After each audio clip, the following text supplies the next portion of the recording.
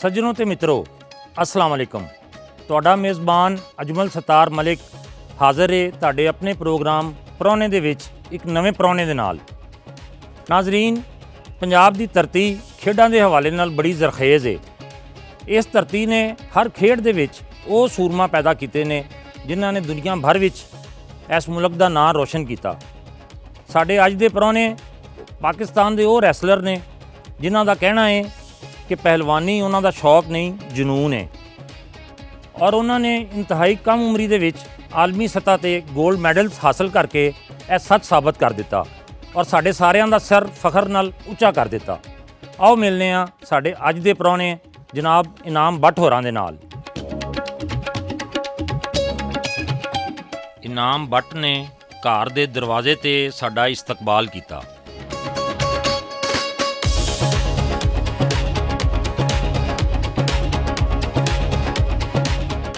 ਇਨਾਮ ਬੱਟ ਸਾਹਿਬ, ਪ੍ਰਾਹੁਣੇ ਦੇ ਵਿੱਚ ਤੁਹਾਨੂੰ ਖੁਸ਼ ਆਮਦੀਦ ਕਹਿੰਦੇ ਆ ਜੀ। ਬੜੀ ਮਿਹਰਬਾਨੀ ਜੀ, ਤੁਸੀਂ ਗੁਜਰਾਂਵਾਲਾ ਤਸ਼ਰੀਫ ਲੈ ਕੇ ਆਏ ਹੋ, ਬਹੁਤ ਸ਼ੁਕਰੀਆ।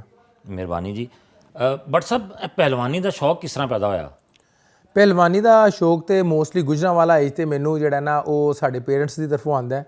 ਅੱਛਾ। ਸਾਡਾ ਜਿਹੜਾ ਪਹਿਲਵਾਨੀ ਖਾਨਦਾਨ ਹੈ, ਮੇਰੇ ਦਾਦਾ ਜੀ ਜਿਹੜੇ ਨੇ ਉਹ ਵੀ ਪਹਿਲਵਾਨੀ ਕਰਦੇ ਹਨ।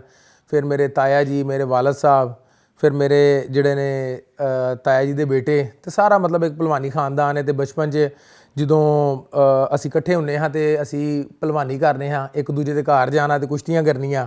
ਤੇ ਉੱਥੋਂ ਫਿਰ ਜਿਹੜਾ ਨਾ ਸ਼ੌਕ ਪਿਆ। ਫਿਰ ਇੱਕ ਦਿਨ ਅੱਬਾ ਹੀ ਖਾੜੇ ਲੈ ਗਏ ਤੇ ਉਹਨਾਂ ਕਿਹਾ, ਪੁੱਤਰਾ ਹੁਣ ਤੇਰੀ ਜਿਹੜਾ ਨਾ ਪਹਿਲਵਾਨੀ ਪੱਕੀ ਸ਼ੁਰੂ ਹੋ ਗਈ। ਕਿੰਨੀ ਉਮਰ 'ਚ ਤੁਸੀਂ ਸ਼ੁਰੂ ਕੀਤੀ ਹੈ? ਦੇਖੋ ਜੀ, ਜਿਹੜੀ ਬੇਸ ਹੈ ਨਾ ਉਹ ਤਾਂ ਸਮਝ ਲਓ ਕਿ ਬਚਪਨ ਤੋਂ ਬੰਦ ਹੀ ਚੱਲੀ ਆ ਰਹੀ ਸੀ। ਘਰ ਅਸੀਂ ਗੱਦੇ ਸੁੱਟ ਲੈਣੇ, ਗੱਦਿਆਂ ਉੱਤੇ ਅੱਬਾ ਜੀ ਦੇ ਨਾਲ ਘੋਲ ਕਰਨਾ, ਆਪਸ ਵਿੱਚ ਘੋਲ ਕਰਨਾ।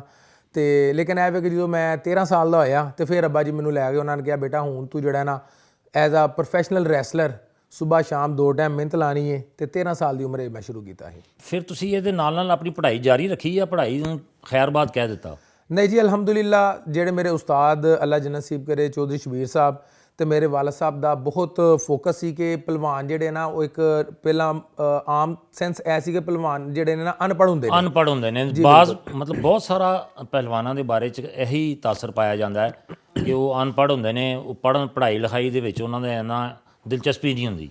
ਜੀ ਬਿਲਕੁਲ। ਤੇ ਮੇਰਾ ਆਪਣਾ ਬੜਾ ਸ਼ੌਕ ਸੀ ਤੇ ਮੇਰੇ ਉਸਤਾਦਾਂ ਨੇ, ਮੇਰੇ ਵਾਲਦ ਸਾਹਿਬ ਨੇ ਵੀ ਬੜਾ ਫੋਕਸ ਕੀਤਾ ਕਿ ਬੇਟਾ ਅਸੀਂ ਅਨਪੜ੍ਹ ਪਹਿਲਵਾਨ ਨਹੀਂ ਬਣਨਾ, ਅਸੀਂ ਪੜ੍ਹਿਆ ਲਿਖਿਆ ਪਹਿਲਵਾਨ ਬਣਨਾ ਹੈ। ਅੱਛਾ। ਤੇ ਮੇਰਾ ਜਿਹੜਾ ਨਾ ਸਕੂਲ ਵੀ ਨਾਲ ਜਾਣਾ ਤੇ ਸਵੇਰ ਉੱਠ ਕੇ ਪਹਿਲਾਂ ਮਿਹਨਤ ਲਾਣੀ ਘੰਟਾ 2 ਘੰਟੇ, ਫਿਰ ਸਕੂਲ ਜਾਣਾ, ਫਿਰ ਟਿਊਸ਼ਨ ਜਾਣਾ, ਫਿਰ ਆ ਕੇ ਜਿਹੜਾ ਨਾ ਖਾੜੇ ਦੁਬਾਰਾ ਜਾਣਾ ਮਿਹਨਤ ਕਰਨ ਵਾਸਤੇ। ਤੇ ਇਹ ਸਿਲਸਿਲਾਕਾਰ ਚੱਲਦਾ ਰਿਹਾ। 1 ਸਾਲ ਹੀ ਹਲੀ ਮੈਨੂੰ ਕਰਦੇ ਹੋਏ ਹੋਇਆ ਸੀ ਕਿ ਪਾਕਿਸਤਾਨ ਦਾ ਅੰਡਰ 16 ਦਾ ਮੁਕਾਬਲਾ ਹੋਇਆ ਤੇ ਮੈਂ ਉਹਦੇ ਟਰਾਇਲ ਦਿੱਤੇ ਤੇ ਮੈਂ ਪਾਕਿਸਤਾਨ ਦਾ ਨੈਸ਼ਨਲ ਚੈਂਪੀਅਨ ਹੋ ਗਿਆ ਅੰਡਰ 16 ਵਿੱਚ। ਅੱਛਾ ਜੀ। 2-3 ਸਾਲ ਫਿਰ ਮੈਂ ਪਾਕਿਸਤਾਨ ਦਾ ਨੈਸ਼ਨਲ ਚੈਂਪੀਅਨ ਰਿਹਾ ਤੇ ਅੱਲਾ ਨੇ ਬੜਾ ਕਰਮ ਕੀਤਾ। ਉਸ ਤੋਂ ਬਾਅਦ ਮੈਂ ਅੰਡਰ 20 ਦੇ ਵਿੱਚ ਜਦੋਂ ਗਿਆ ਤੇ ਮੈਂ 3 ਸਾਲ ਅੰਡਰ 20 ਪਾਕਿਸਤਾਨ ਦਾ ਚੈਂਪੀਅਨ ਰਿਹਾ। ਫਿਰ ਇੰਟਰਨੈਸ਼ਨਲ ਲੈਵਲ ਤੇ ਖੇਲਣਾ ਸ਼ੁਰੂ ਹੋ ਗਏ। ਅੱਛਾ। ਬੱਟ ਸਾਹਿਬ, ਤੁਸੀਂ 14 ਸਾਲ ਦੀ ਉਮਰ 'ਚ ਸ਼ੁਰੂ ਕੀਤਾ ਤੇ 16 ਸਾਲ ਦੀ ਉਮਰ 'ਚ ਪਹਿਲੇ ਕੌਮੀ ਚੈਂਪੀਅਨਸ਼ਿਪ ਤੁਸੀਂ ਜਿੱਤ ਲਈ ਔਰ ਉਸ ਤੋਂ ਬਾਅਦ ਫਿਰ ਤੁਸੀਂ ਅੰਡਰ 20 ਦੇ ਵਿੱਚ ਵੀ ਕੌਮੀ ਚੈਂਪੀਅਨਸ਼ਿਪ ਜਿੱਤਦੇ ਰਹੇ। ਤੇ ਪਹਿਲੇ ਆਲਮੀ ਮੁਕਾਬਲੇ ਕਿੰਨੀ ਸਾਲ ਦੀ ਉਮਰ 'ਚ ਹਿੱਸਾ ਲਿਆ ਤੁਸੀਂ? ਮੈਂ ਜੀ ਅੰਡਰ 20 ਸਾਂ ਤੇ ਉਦੋਂ ਇੰਡੀਆ ਦਿੱਲੀ ਦੇ ਵਿੱਚ ਕਾਮਨਵੈਲਥ ਗੇਮਾਂ ਹੋ ਰਹੀਆਂ ਸਨ।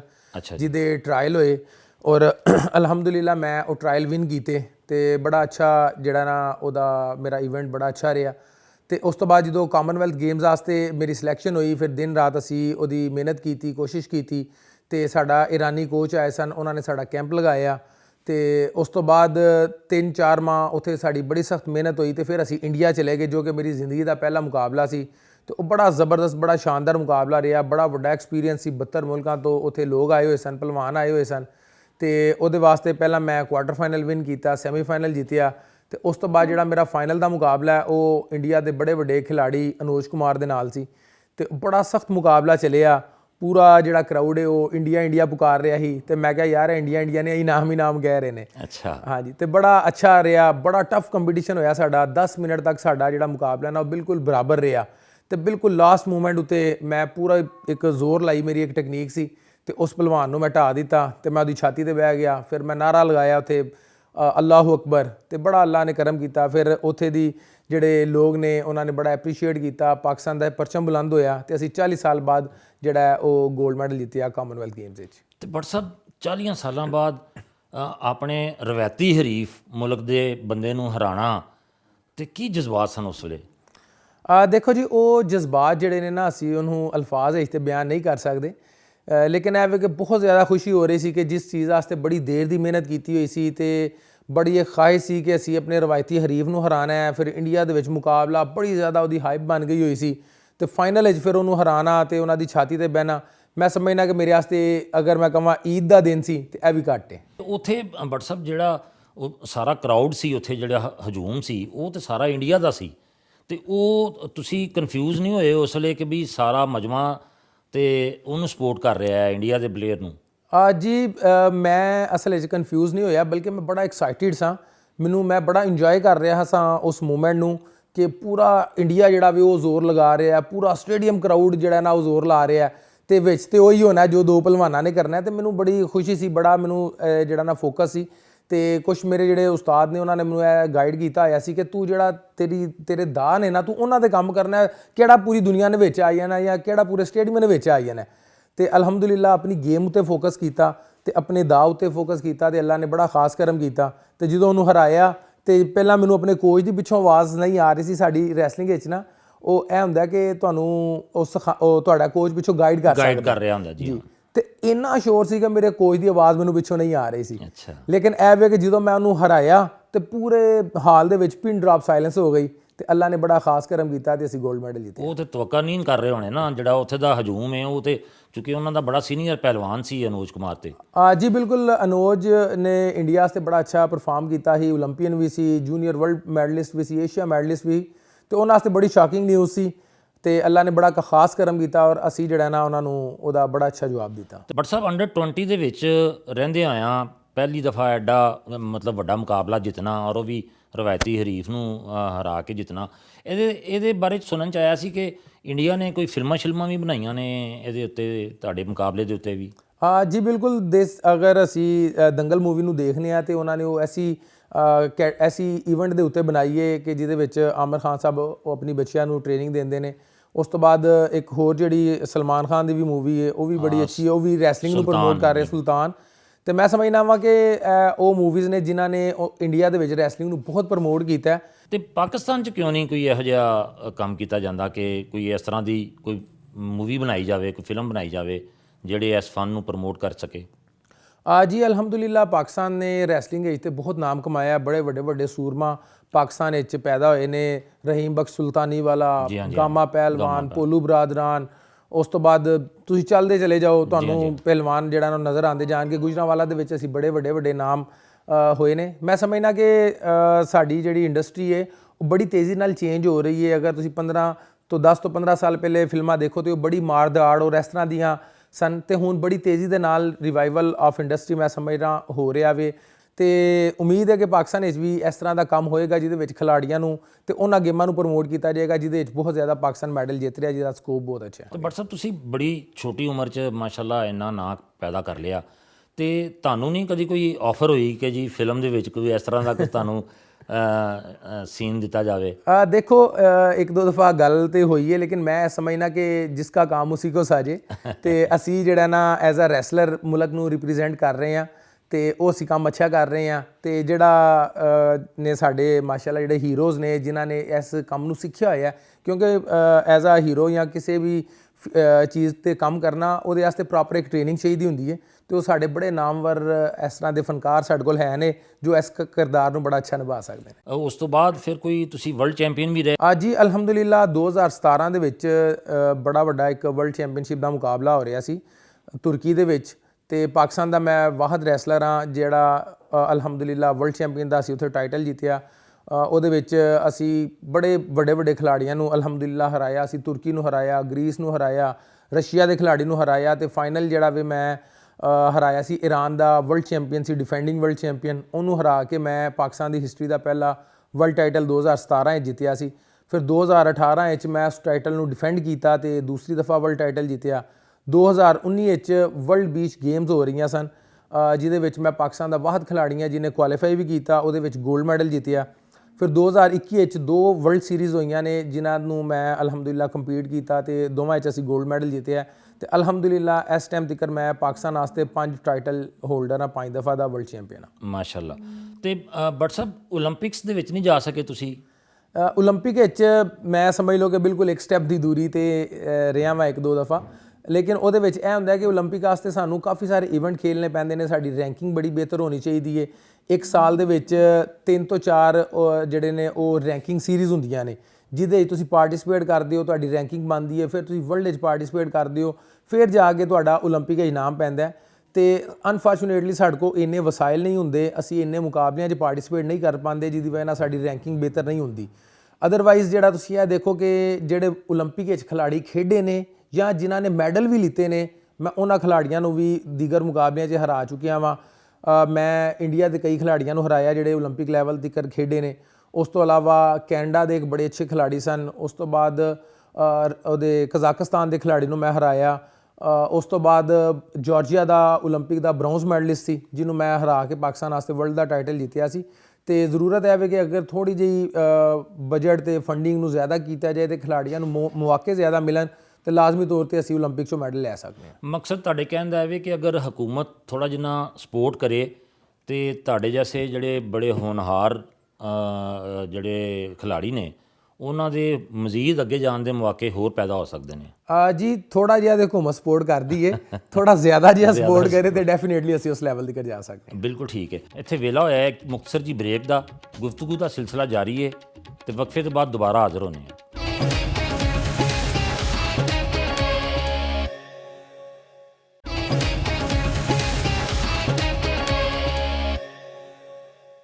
ਅੱਛਾ ਭੱਟ ਸਾਹਿਬ, ਆਪ ਪਹਿਲੇ ਦੀ ਪਹਿਲਵਾਨੀ ਤੇ ਅੱਜ ਦੀ ਪਹਿਲਵਾਨੀ ਇਹਦੇ 'ਚ ਕੋਈ ਫਰਕ ਮਹਿਸੂਸ ਕਰਦੇ ਹੋ? ਜੀ ਬਿਲਕੁਲ, ਪੁਰਾਣੀ ਪਹਿਲਵਾਨੀ ਤੇ ਨਵੀਂ ਪਹਿਲਵਾਨੀ ਦਾ ਹੁਣ ਬਹੁਤ ਜ਼ਿਆਦਾ ਫਰਕ ਹੋ ਗਿਆ ਹੈ, ਕਿਉਂਕਿ ਜਿਹੜੀ ਪੁਰਾਣੀ ਪਹਿਲਵਾਨੀ ਹੈ ਉਹਦੇ ਵਿੱਚ ਵੇਟ ਕੈਟਾਗਰੀਜ਼ ਨਹੀਂ ਹੁੰਦੀਆਂ ਹਨ, ਪਹਿਲਵਾਨ ਬੜੇ ਭਾਰੇ ਭਾਰੇ ਨਜ਼ਰ ਆਉਣਗੇ ਤੁਹਾਨੂੰ। ਹੁਣ ਜਿਹੜਾ ਇੰਟਰਨੈਸ਼ਨਲ ਜਿਹੜਾ ਉਹ 10 ਕੈਟਾਗਰੀਜ਼ ਬਣਾਤੀਆਂ ਗਈਆਂ। 57 ਕਿਲੋ ਦਾ ਵੀ ਪਹਿਲਵਾਨ ਹੋਏਗਾ, ਉਹ ਵੀ 골ਡ ਮੈਡਲ ਜਿੱਤੇਗਾ, ਤੇ 125 ਕਿਲੋ ਦਾ ਵੀ ਪਹਿਲਵਾਨ 골ਡ ਮੈਡਲ ਜਿੱਤੇਗਾ। ਇਸ ਲਈ ਵੇਟ ਕੈਟਾਗਰੀਜ਼ ਖਤਮ ਹੋ ਗਈਆਂ। ਟਾਈਮ ਲਿਮਿਟ ਪਹਿਲਾਂ ਹੁੰਦੀ ਨਹੀਂ ਸੀ, ਤੁਸੀਂ ਸੁਣਿਆ ਹੋਏਗਾ ਕਿ ਪਹਿਲਵਾਨ 2-2 ਘੰਟੇ ਕੁਸ਼ਤੀ ਕਰਦੇ ਰਹੇ। ਹੁਣ ਬਹੁਤ ਜ਼ਿਆਦਾ ਕੁਇੱਕ ਹੋ ਗਿਆ, 6 ਮਿੰਟ ਦੇ ਵਿੱਚ ਤੁਸੀਂ ਫੈਸਲਾ ਕਰਨਾ ਹੁੰਦਾ। ਉਸ ਤੋਂ ਬਾਅਦ ਪਹਿਲਾਂ ਇੱਕ ਦਿਨ 'ਚ ਇੱਕ ਫਾਈਟ ਕੀਤੀ ਜਾਂਦੀ ਸੀ, ਹੁਣ ਜਿਹੜਾ ਇੱਕ ਦਿਨ ਦੇ ਵਿੱਚ 골ਡ ਮੈਡਲ ਤੱਕ ਤੁਹਾਨੂੰ ਫਾਈਟਾਂ ਕਰਨੀਆਂ ਪੈਣਗੀਆਂ, ਚਾਹੇ ਤੁਹਾਨੂੰ 5 ਤੋਂ 6 ਇਵੈਂਟ ਖੁੱਲ੍ਹਣੇ ਪੈਣ। ਤੇ ਇਸ ਲਈ ਪਹਿਲਵਾਨੀ ਜਿਹੜੀ ਨਾ ਬਹੁਤ ਜ਼ਿਆਦਾ ਜਿੱਦਤ ਇਖਤਿਆਰ ਕਰ ਗਈ ਹੈ। ਜਿਸ ਤਰ੍ਹਾਂ ਸਾਡੀ ਹਾਕੀ ਆਸਟ੍ਰੋਟਰਫ ਤੇ ਚਲੀ ਗਈ ਹੈ, ਜਿਸ ਤਰ੍ਹਾਂ ਟੈਸਟ ਮੈਚ ਦੇ ਨਾਲ ਨਾਲ ਤੁਸੀਂ ਸਮਝੋ ਕਿ T20 ਸ਼ੁਰੂ ਹੋ ਗਿਆ, ਐਸੀ ਤਰ੍ਹਾਂ ਰੈਸਲਿੰਗ ਜਿਹੜੀ ਨਾ ਬਹੁਤ ਜ਼ਿਆਦਾ ਜਿੱਦਤ ਇਖਤਿਆਰ ਕਰ ਗਈ ਹੈ। ਤੇ ਅੱਜ ਦੇ ਦੌਰ ਤੇ ਅਗਰ ਤੁਸੀਂ ਮੈਡਲ ਜਿੱਤਣੇ ਨੇ ਤੇ ਤੁਹਾਨੂੰ ਜਦੀਦ ਪਹਿਲਵਾਨੀ ਨਾਲ ਹੀ ਕੰਮ ਚੱਲੇਗਾ ਤੁਹਾਡਾ। ਭੱਟ ਸਾਹਿਬ, ਪੁਰਾਣੇ ਦੌਰ ਦੇ ਵਿੱਚ ਜਿਹੜੇ ਮੋਟੇ-ਮੋਟੇ ਲੋਕ ਹੁੰਦੇ ਸਨ ਉਹੀ ਵੱਡੇ ਪਹਿਲਵਾਨ ਤਸੱਵਰ ਕੀਤੇ ਜਾਂਦੇ ਸਨ, ਤੇ ਅਸੀਂ ਤੁਹਾਨੂੰ ਵੇਖਦੇ ਹਾਂ ਤੇ ਉਹ ਜ਼ਿਹਨ ਦੇ ਵਿੱਚ ਹੋਰ ਹੀ ਤਸੱਵਰ ਉੱਭਰਦਾ ਹੈ। ਤੇ ਇਹ ਜਿਹੜਾ ਫਰਕ ਹੈ ਇਹਦਾ ਕੀ ਵਜ੍ਹਾ ਹੈ ਇਹਦੀ? ਜੀ ਬਿਲਕੁਲ, ਉਸ ਟਾਈਮ ਦੇ ਜਿਹੜੇ ਪਹਿਲਵਾਨ ਨੇ ਜੀ ਉਹਨਾਂ ਵਾਸਤੇ ਜ਼ਰੂਰੀ ਹੈ ਸੀ ਕਿ ਉਦੋਂ ਦੇ ਰੂਲ ਐਂਡ ਰੈਗੂਲੇਸ਼ਨ ਐਸੇ ਸਨ ਕਿ ਉਸ ਟਾਈਮ ਉਹੀ ਬਾਡੀ ਸੂਟ ਕਰਦੀ ਸੀ, ਕਿਉਂਕਿ ਉਦੋਂ ਵੇਟ ਕੈਟਾਗਰੀਜ਼ ਨਹੀਂ ਹੁੰਦੀਆਂ ਸਨ। ਉਦੋਂ ਪਹਿਲਵਾਨਾਂ ਨੂੰ 2-2 ਘੰਟੇ ਕੁਸ਼ਤੀ ਕਰਨਾ ਪੈਂਦਾ ਸੀ, ਤੇ ਅਗਰ ਤੁਹਾਡੇ ਬਾਡੀ ਦੇ ਵਿੱਚ ਫੈਟ ਹੋਏਗੀ ਤੇ ਤੁਸੀਂ ਇੰਨੀ ਦੇਰ ਤੁਸੀਂ ਫਾਈਟ ਕਰ ਸਕਦੇ ਹੋ। ਤੇ ਇਸ ਲਈ ਉਹ ਜਿਹੜੇ ਨੇ ਪਹਿਲਵਾਨ ਸਾਡੇ ਬੜੇ ਅਜ਼ੀਮ ਪਹਿਲਵਾਨ ਨੇ, ਤੇ ਉਹਨਾਂ ਨੇ ਆਪਣੇ ਟਾਈਮ ਤੇ ਬੜਾ ਅੱਛਾ ਕਿਰਦਾਰ ਅਦਾ ਕੀਤਾ।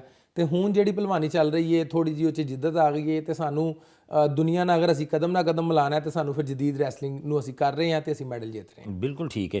ਤੇ ਭੱਟ ਸਾਹਿਬ, ਉਹ ਉਸ ਵੇਲੇ ਜਿਹੜੇ ਪਹਿਲਵਾਨ ਸਨ ਉਹਨਾਂ ਦੀ ਖੁਰਾਕ ਦੇ ਬਾਰੇ 'ਚ ਕਿਹਾ ਜਾਂਦਾ ਕਿ ਉਹ ਪੂਰਾ ਬੱਕਰਾ ਖਾਏ ਜਾਂਦੇ ਸਨ, ਔਰ ਬੜਾ ਮਤਲਬ ਉਹਨਾਂ ਦੀ ਖੁਰਾਕ ਬਹੁਤ ਜ਼ਿਆਦਾ ਹੁੰਦੀ ਸੀ, ਸਰਦਾਈਆਂ ਤੇ ਹੋਰ ਪਤਾ ਨਹੀਂ ਕੀ ਕੁਛ ਨਾਲ ਉਹਨਾਂ ਦੇ ਚੱਲਦੇ ਸਨ।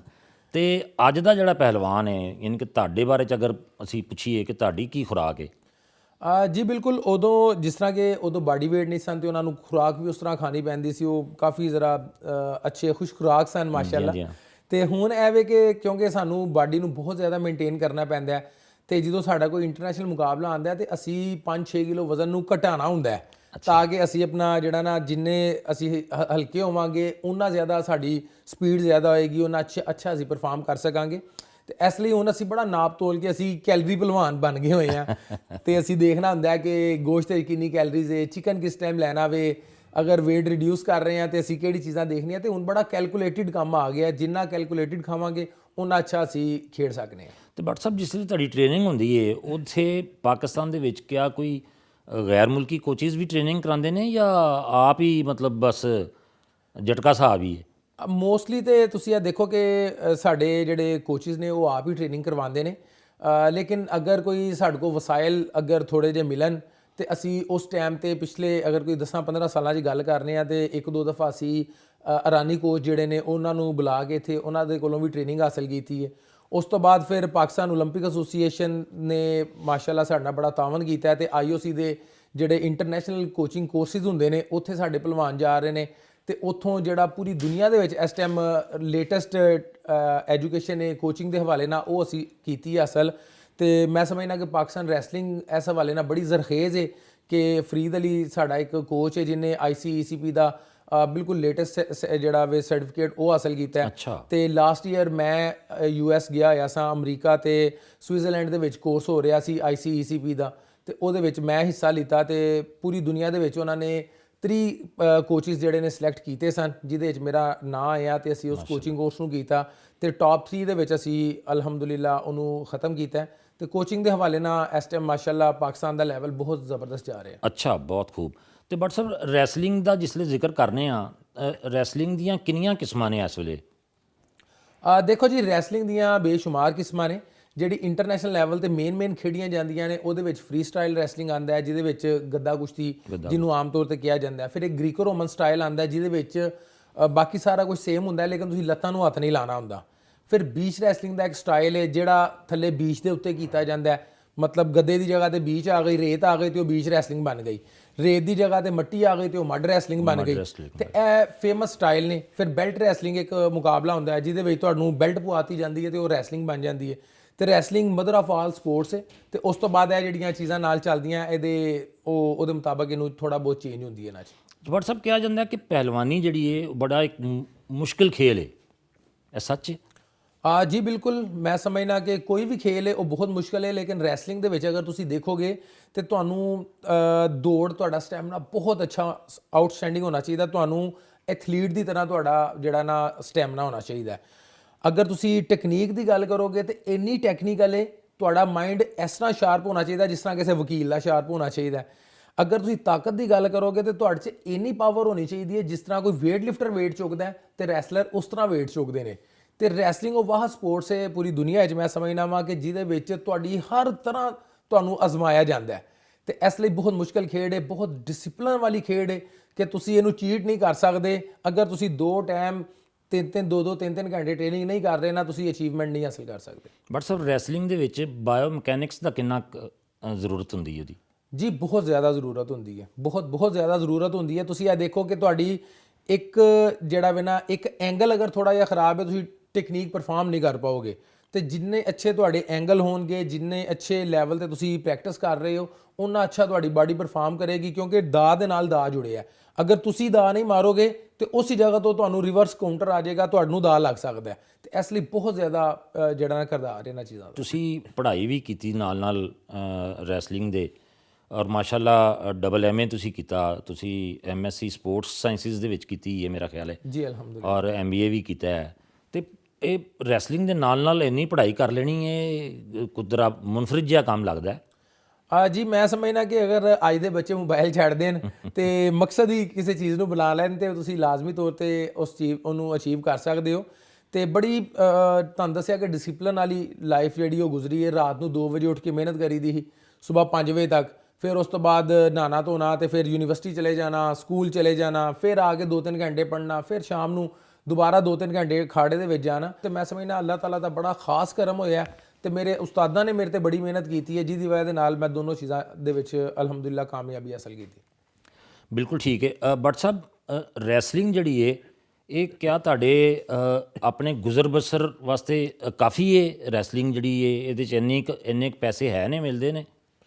ਜੀ ਅਲਹਮਦੁਲਿਲਾ, ਮੈਂ ਅਗਰ ਆਪਣੀ ਜ਼ਾਤੀ ਤੌਰ ਤੇ ਗੱਲ ਕਰਨਾ ਤੇ ਮੈਂ ਪਾਕਿਸਤਾਨ ਵਾਪਡਾ ਨੂੰ ਰਿਪਰੈਜ਼ੈਂਟ ਕਰਨਾ, ਗੈਪਕੋ ਦੀ ਤਰਫੋਂ ਖੇਲਣਾ।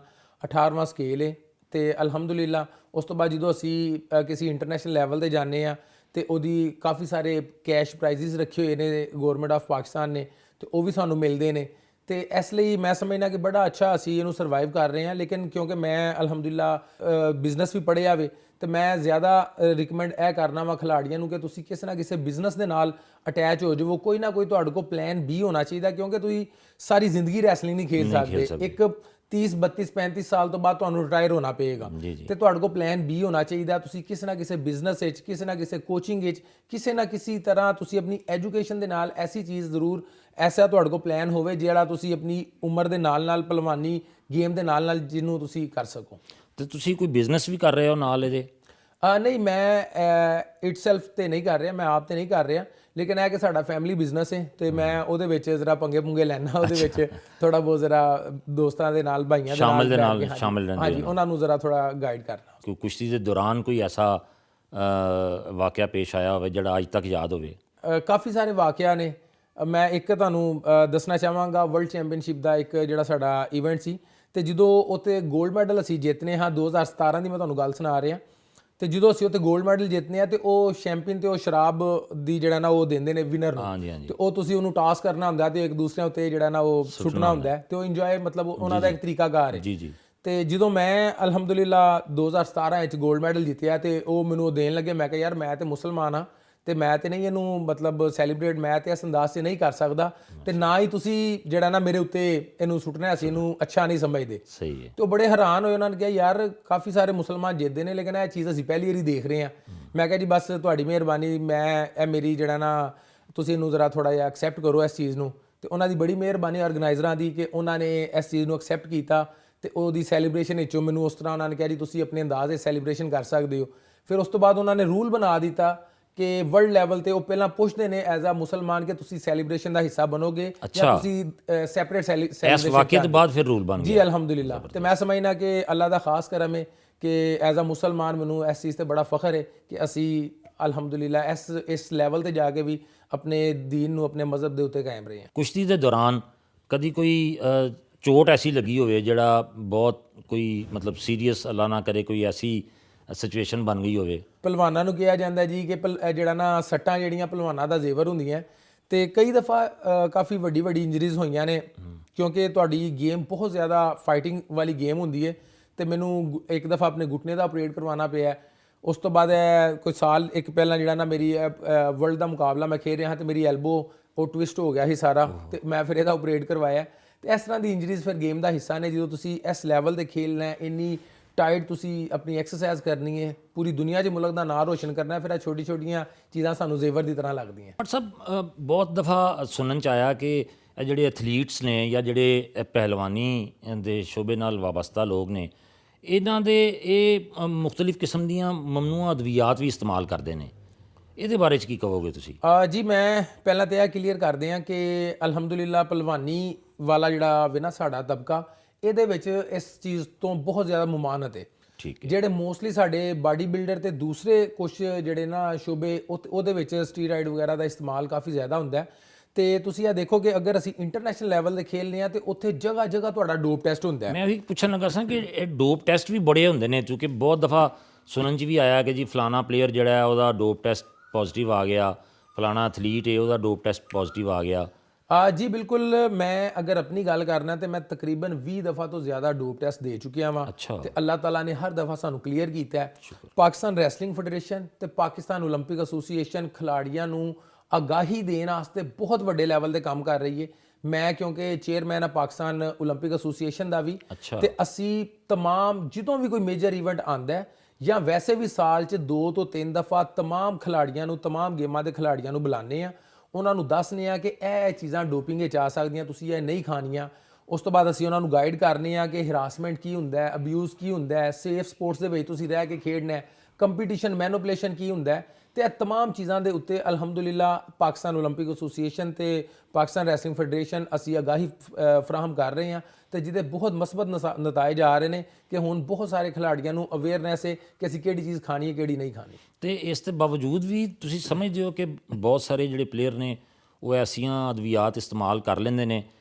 ਕਿਆ ਉਹ ਜਾਣਬੁੱਝ ਕੇ ਕਰਦੇ ਨੇ ਜਾਂ ਮਤਲਬ ਮਾਸੂਮੀਅਤ ਦੇ ਵਿੱਚ ਕਰ ਲੈਂਦੇ ਨੇ ਇਹੋ ਜਿਹੀਆਂ ਦਵਾਈਆਂ ਦਾ ਇਸਤੇਮਾਲ? ਦੇਖੋ ਜੀ, ਜੋ ਵਾਡਾ ਕਹਿੰਦੀ ਹੈ, ਵਰਲਡ ਐਂਟੀ ਡੋਪਿੰਗ ਕਹਿੰਦੀ ਹੈ, ਉਹਦੇ ਵਿੱਚ ਤੇ ਇਹ ਚੀਜ਼ ਹੈ ਕਿ ਮਾਸੂਮੀਅਤ ਦੇ ਵਿੱਚ ਵੀ ਖਾਧੀ ਹੋਈ ਤੁਹਾਡੀ ਇਸ ਤਰ੍ਹਾਂ ਹੀ ਤਸੱਵਰ ਕੀਤੀ ਜਾਏਗੀ ਜਿਸ ਨਾਲ ਤੁਸੀਂ 100% ਜਾਣ ਕੇ ਖਾਧਾ ਹੈ। ਤੇ ਬਿਲਕੁਲ ਬੜੇ ਸਾਰੇ ਖਿਲਾੜੀ ਬਹੁਤ ਸ਼ਾਰਟ ਸਾਰੇ ਫਾਇਦੇ ਵਾਸਤੇ ਇਸ ਤਰ੍ਹਾਂ ਦੀ ਹਰਕਤ ਕਰਦੇ ਨੇ, ਜੋ ਕਿ ਮੈਂ ਸਮਝਣਾ ਕਿ ਖੇਲ ਦੀ ਬਰਬਾਦੀ ਦਾ, ਉਹਨਾਂ ਦੀ ਆਪਣੀ ਜ਼ਾਤ ਦੀ ਬਰਬਾਦੀ ਦਾ ਬਹੁਤ ਵੱਡਾ ਉਹ ਫਿਰ ਨੁਕਸਾਨ ਉਹਨਾਂ ਨੂੰ ਇਸ ਚੀਜ਼ ਦਾ ਉਠਾਉਣਾ ਪੈਂਦਾ ਹੈ। ਤੇ ਬਿਲਕੁਲ ਇਹਨਾਂ ਚੀਜ਼ਾਂ ਨੂੰ ਨਹੀਂ ਖਾਣਾ ਚਾਹੀਦਾ ਜੀ, ਬਹੁਤ ਜ਼ਿਆਦਾ ਨੁਕਸਾਨ ਹੈ। ਤੇ ਜਿੰਨਾ ਬਚ ਕੇ ਰਹੋ, ਜਿੰਨਾ ਕਲੀਨ ਸਪੋਰਟ ਕਰੋ, ਉਨਾ ਜ਼ਿਆਦਾ ਬਿਹਤਰ ਹੈ। ਨਾਜ਼ਰੀਨ, ਇੱਥੇ ਵੇਲਾ ਹੋਇਆ ਇੱਕ ਬ੍ਰੇਕ ਦਾ, ਤੇ ਬ੍ਰੇਕ ਤੋਂ ਬਾਅਦ ਦੁਬਾਰਾ ਹਾਜ਼ਰ ਹੋਣੇ ਆ।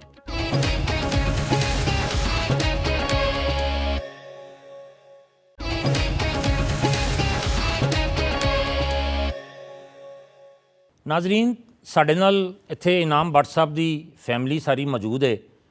ਭੱਟ ਸਾਹਿਬ ਦੇ ਨਾਲ ਉਹਨਾਂ ਦੇ ਮਿਸਿਸ ਤਸ਼ਰੀਫ ਰੱਖਦੇ ਨੇ, ਉਹਨਾਂ ਦੀ ਵੱਡੀ ਬੇਟੀ, ਔਰ ਭੱਟ ਸਾਹਿਬ ਦੇ ਵਾਲਦ ਸਾਹਿਬ ਤੇ ਵਾਲਦਾ ਵੀ ਤਸ਼ਰੀਫ ਸਾਡੇ ਕੋਲ ਰੱਖਦੇ ਨੇ। ਤੇ ਅਸੀਂ ਥੋੜ੍ਹੀ ਜਿਹੀ ਇਹਨਾਂ ਨਾਲ ਵੀ ਗੱਲ ਕਰਨੇ ਆ। ਭੱਟ ਸਾਹਿਬ ਦੀ ਮਿਸਿਸ ਤੋਂ ਸ਼ੁਰੂ ਕਰਨੇ ਆ। ਤੁਹਾਡੇ ਮੀਆਂ ਜਿਹੜੇ ਨੇ ਇੱਕ ਬੜੀ ਸੈਲੀਬ੍ਰਿਟੀ ਬਣ ਗਏ, ਨਾਮ ਬਣਾਇਆ ਇਹਨਾਂ ਨੇ, ਤੇ ਤੁਸੀਂ ਕੀ ਮਹਿਸੂਸ ਕਰਦੇ ਹੋ? ਬਹੁਤ ਜ਼ਿਆਦਾ ਫਖਰ ਮਹਿਸੂਸ ਹੁੰਦਾ ਹੈ ਕਿ ਅੱਲਾਹ ਤਾਲਾ ਨੇ ਪਹਿਲੇ ਪਹਿਲਵਾਨ ਬਣਾਇਆ ਔਰ ਤੇ ਇੰਨੀਆਂ ਇੱਜ਼ਤਾਂ ਦਿੱਤੀਆਂ, ਤੇ ਹੁਣ ਸੈਕਟਰੀ ਬਣਾ ਕੇ ਅੱਲਾਹ ਤਾਲਾ ਨੇ ਮਜ਼ੀਦ ਨੇਮਤਾਂ ਤੋਂ, ਮਜ਼ੀਦ ਇੱਜ਼ਤਾਂ ਤੋਂ ਨਵਾਜ਼ਿਆ, ਤੇ ਇੰਤਹਾ ਦਾ ਫਖਰ ਮਹਿਸੂਸ ਹੁੰਦਾ ਹੈ। ਤੇ ਤੁਹਾਡੀ ਸ਼ਾਦੀ ਜਿਹੜੀ ਹੈ ਉਹ ਕਿਆ ਕੋਈ ਲਵ ਮੈਰਿਜ ਸੀ ਜਾਂ ਅਰੇਂਜ ਮੈਰਿਜ ਸੀ? ਉਹ ਤਾਂ ਟੋਟਲੀ ਅਰੇਂਜ ਮੈਰਿਜ ਸੀ ਜੀ। ਭੱਟ ਸਾਹਿਬ ਦੀਆਂ ਕਿਹੜੀਆਂ ਆਦਤਾਂ ਜਿਹੜੀਆਂ ਨੇ ਤੁਹਾਨੂੰ ਚੰਗੀਆਂ ਲੱਗਦੀਆਂ ਨੇ ਤੇ ਕਿਹੜੀਆਂ ਬੁਰੀਆਂ ਲੱਗਦੀਆਂ ਨੇ? ਭੱਟ ਸਾਹਿਬ ਜਿਹੜੇ ਨੇ ਨਾ, ਉਹ ਸਿਰ ਤੋਂ ਲੈ ਕੇ ਪੈਰਾਂ ਤੱਕ ਇੰਤਹਾ ਦੇ ਚੰਗੇ ਆਦਮੀ ਨੇ, ਇੰਤਹਾ ਦੇ ਚੰਗੇ ਸ਼ੋਹਰ ਨੇ, ਇੰਤਹਾ ਦੇ ਚੰਗੇ ਪਿਓ ਨੇ, ਇੰਤਹਾ ਦੇ ਚੰਗੇ ਪੁੱਤਰ ਨੇ, ਔਰ ਇੰਤਹਾ ਦੇ ਚੰਗੇ ਪਹਿਲਵਾਨ ਵੀ ਨੇ। ਤੇ ਇਹਨਾਂ ਦੀਆਂ ਸਾਰੀਆਂ ਆਦਤਾਂ ਜਿਹੜੀਆਂ ਨੇ ਨਾ, ਉਹ ਬੇਤਹਾਸ਼ਾ ਅੱਛੀਆਂ ਨੇ। ਗੁੱਸਾ ਤਾਂ ਫਿਰ ਹਰ ਇਨਸਾਨ ਦੇ ਵਿੱਚ ਹੁੰਦਾ ਹੈ, ਇੱਕ ਗੁੱਸਾ ਹੈ ਜਿਹੜਾ ਕਦੀ ਕਦੀ ਆਉਂਦਾ ਹੈ ਤੇ ਫਿਰ ਬਹੁਤ ਹੀ ਭੈੜਾ ਆਉਂਦਾ ਹੈ ਬਸ। ਤੇ ਫਿਰ ਮਨਾਉਂਦਾ ਕੌਣ ਹੈ ਪਹਿਲੇ? ਨਹੀਂ, ਬਣਾ ਵੀ ਲੈਂਦੇ ਨੇ। ਕਿਹਾ ਜਾਂਦਾ ਹੈ, ਸੁਣਨ ਚ ਆਇਆ ਕਿ ਭੱਟ ਸਾਹਿਬ ਆਪਣੀ ਸ਼ਾਦੀ ਵਾਲੇ ਦਿਨ ਵੀ ਉੱਥੇ ਪਹੁੰਚੇ ਸਨ ਆਪਣੇ ਅਖਾੜੇ ਦੇ ਵਿੱਚ। ਭੱਟ ਸਾਹਿਬ ਤੇ ਬਿਮਾਰ ਹੋਣ, ਈਦ ਹੋ, ਸ਼ਬਰਾਤ ਹੋਵੇ, ਸਫ਼ਰ ਤੋਂ ਆਉਣ, ਭੱਟ ਸਾਹਿਬ ਆਪਣੀ ਟ੍ਰੇਨਿੰਗ ਤੋਂ ਛੁੱਟੀ ਨਹੀਂ ਕਰਦੇ। ਤੇ ਹੁਣ ਤੇ 6 ਸਾਲ ਮਾਸ਼ਾਅੱਲਾ ਸਾਡੇ ਵਿਆਹ ਨੂੰ ਹੋ ਗਏ ਨੇ, ਹੁਣ ਆਦਤ ਵੀ ਹੋ ਗਈ ਹੈ ਤੇ ਚੰਗਾ ਵੀ ਲੱਗਦਾ। ਅੱਛਾ, ਤੁਸੀਂ ਸਾਨੂੰ ਦੱਸਣਾ ਪਸੰਦ ਕਰੋਗੇ ਕਿ ਭੱਟ ਸਾਹਿਬ ਜਿਹੜੇ ਨੇ ਇਹ ਖਾਣ 'ਚ ਕੀ ਪਸੰਦ ਕਰਦੇ ਨੇ? ਭੱਟ ਸਾਹਿਬ ਨੂੰ ਤੇ ਜਿਸ ਚੀਜ਼ ਦੇ ਵੀ ਗੋਸ਼ਤ ਹੋਵੇ ਨਾ, ਉਹ ਚੀਜ਼ ਬੜੀ ਪਸੰਦ ਹੈ। ਬਸ ਗੋਸ਼ਤ ਹੋਣਾ ਚਾਹੀਦਾ। ਗੋਸ਼ਤਖੋਰ ਨੇ? ਜੀ ਜੀ ਜੀ, ਬਿਲਕੁਲ ਬਿਲਕੁਲ। ਛੋਟਾ ਗੋਸ਼ਤ ਹੋਵੇ, ਛੋਟੇ ਪਾਵੇ ਹੋਣ, ਗੋਸ਼ਤ ਦੀ ਬਿਰਿਆਨੀ ਹੋਵੇ, ਗੋਸ਼ਤ ਦੀ ਕੜਾਈ ਹੋਵੇ, ਤੇ ਬਸ ਫਿਰ ਭੱਟ ਸਾਹਿਬ ਹੋਣ ਬਸ। ਭੱਟ ਸਾਹਿਬ ਵੇਖਣ 'ਚ ਤੇ ਸਮਾਰਟ ਹੀ ਲੱਗ ਰਹੇ ਨੇ। ਇਹ ਕੋਈ ਮਤਲਬ ਜਿਵੇਂ ਆਮ ਭਲਵਾਨ ਵੈਸੇ ਖਾਂਦੇ ਨੇ ਬਹੁਤ ਜ਼ਿਆਦਾ, ਤੇ ਇਹਨਾਂ ਦੀ ਖੁਰਾਕ ਵੀ ਇਸੇ ਤਰ੍ਹਾਂ ਦੀ ਹੈ? ਆਮ ਪਹਿਲਵਾਨਾਂ ਦੀ ਨਿਸਬਤ ਜਿਹੜੀ ਹੈ ਨਾ, ਉਹ ਖੁਰਾਕ ਇਹਨਾਂ ਦੀ ਚੰਗੀ ਹੈ।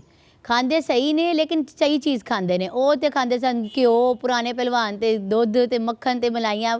ਹੁਣ ਦੇ ਜਿਹੜੇ ਭਲਵਾਨ ਨੇ, ਜਿਵੇਂ ਸਾਡੇ ਭੱਟ ਸਾਹਿਬ ਨੇ, ਉਹ ਜ਼ਰਾ ਵੇਖ ਵਿਖਾ ਕੇ ਖਾਂਦੇ ਨੇ, ਪਰ ਖਾਂਦੇ ਡਟ ਕੇ ਨੇ। ਖਾਂਦੇ ਡਟ ਕੇ ਨੇ। ਬਹੁਤ ਖੂਬ ਜੀ, ਮਿਹਰਬਾਨੀ ਜੀ, ਸ਼ੁਕਰੀਆ। ਭੱਟ ਸਾਹਿਬ, ਇਨਾਮ ਭੱਟ ਤੁਹਾਡੇ ਸਾਹਿਬਜ਼ਾਦੇ ਨੇ, ਤੇ ਤੁਸੀਂ ਕਿਸ ਤਰ੍ਹਾਂ ਦਾ ਤਸੱਵਰ ਕਰਦੇ ਹੋ ਕਿ ਐਡਾ ਨਾਂ ਕਮਾਇਆ ਉਹਨਾਂ ਨੇ ਐਡੀ ਛੋਟੀ ਜਿਹੀ ਉਮਰ ਦੇ ਵਿੱਚ? ਇਹਨਾਂ ਨੂੰ ਕਿਸ ਤਰ੍ਹਾਂ ਵੇਖਦੇ ਹੋ ਤੁਸੀਂ? जी, सब तो पहले अल्लाह ताला का बड़ा एहसान है, शुक्र अल्हम्दुलिल्लाह। मैं अल्लाह का जिन्ना शुक्र अदा करा कम है। अल्लाह ताला ने बहुत ज़्यादा इज्जतां नाल नवाज़िया और मैडल भी अल्लाह ने दिते ने, इज्जत भी दी है। रुस्म पाकिस्तान भी होए ने अल्हम्दुलिल्लाह, अल्लाह का खास करम है। ਤੁਸੀਂ ਸਮਝਦੇ ਹੋ ਕਿ ਇਹਨਾਂ ਦਾ ਜਿਹੜਾ ਹੈ ਮਕਾਮ ਹੈ, ਇਹਦੇ ਵਿੱਚ ਤੁਹਾਡੀ ਮਿਹਨਤ ਦਾ ਬੜਾ ਹੱਥ ਹੈ? वालदैन की ख्वाहिश होंदी है कि मेरी औलाद मेरे तो अच्छी कामयाब निकले, और मैं क्योंकि वालद साहब ते मेरी असल जो शौक अधूरा रहा सी पहलवानी का, मैनू बहुत जनून सी, ते मैं अपना जनून जड़ा है ना, वो मैं पूरा किया। ਤੇ ਤੁਸੀਂ ਆਪ ਵੀ ਪਹਿਲਵਾਨੀ ਕਰਦੇ ਰਹੇ ਹੋ? जी अलहमदुलिल्लाह, मैं आप भी पहलवानी की है, लेकिन क्योंकि कोई हालात की वजह तो मैनू टाइम नहीं प्रॉपर मिल सकिया, तो ਉਹਦੀ ਵਜ੍ਹਾ ਤੋਂ ਫਿਰ ਮੈਂ ਆਪਣਾ ਸ਼ੌਕ ਜਿਹੜਾ ਮੇਰਾ ਅਧੂਰਾ ਰਿਹਾ ਨਾ, ਉਹ ਮੈਂ ਆਪਣੇ ਬੇਟੇ 'ਚ ਉਹ ਤੁਸੀਂ ਇਨਾਮ ਭੱਟ ਦੇ ਉੱਤੇ ਪੂਰਾ ਕੀਤਾ? ਜੀ ਹਾਂ। ਤੇ ਭੱਟ ਸਾਹਿਬ, ਤੁਸੀਂ ਬੜੀ ਮਿਹਨਤ ਨਾਲ ਇਹਨਾਂ ਦੀ ਤਰਬੀਅਤ ਕੀਤੀ ਸਾਰੀ। ਕਦੀ ਮਤਲਬ ਮਾਰਿਆ ਸ਼ਾਰਿਆ ਵੀ ਇਹਨਾਂ ਨੂੰ ਤਰਬੀਅਤ ਦੇ ਦੌਰਾਨ? ਮੇਰਾ ਇਹ ਮਸ਼ਹੂਰ ਹੈ ਜੀ, ਮੈਂ ਮਾਰਿਆ ਇਹਨੂੰ ਬੜਾ। ਤੇ ਭੱਟ ਸਾਹਿਬ, ਤੁਸੀਂ ਸਮਝਦੇ ਹੋ ਕਿ ਤੁਸੀਂ ਜਿੰਨੀ ਮਿਹਨਤ ਕੀਤੀ, ਜਿਸ ਤਰ੍ਹਾਂ ਤੁਸੀਂ ਦੱਸ ਰਹੇ ਹੋ ਕਿ ਮੈਂ ਮਾਰਿਆ ਵੀ ਬੜਾ ਔਰ ਬੜੀ ਫੋਕਸ ਕੀਤੀ ਰੱਖਿਆ ਇਹਨਾਂ ਦੀ ਤਰਬੀਅਤ ਦੇ ਉੱਤੇ, ਤੇ ਤੁਸੀਂ ਸਮਝਦੇ ਹੋ ਕਿ ਫਿਰ ਉਹਨਾਂ ਨੇ ਜਿਹੜਾ ਜਿੰਨੇ ਟਾਈਟਲ ਜਿੱਤੇ ਮਾਸ਼ਾਅੱਲਾ, ਤੇ ਉਹਨਾਂ ਨੇ ਉਹ ਤੁਹਾਡੀ ਮਿਹਨਤ ਜਿਹੜੀ ਉਹ ਰੰਗ ਲਿਆਂਦੀ?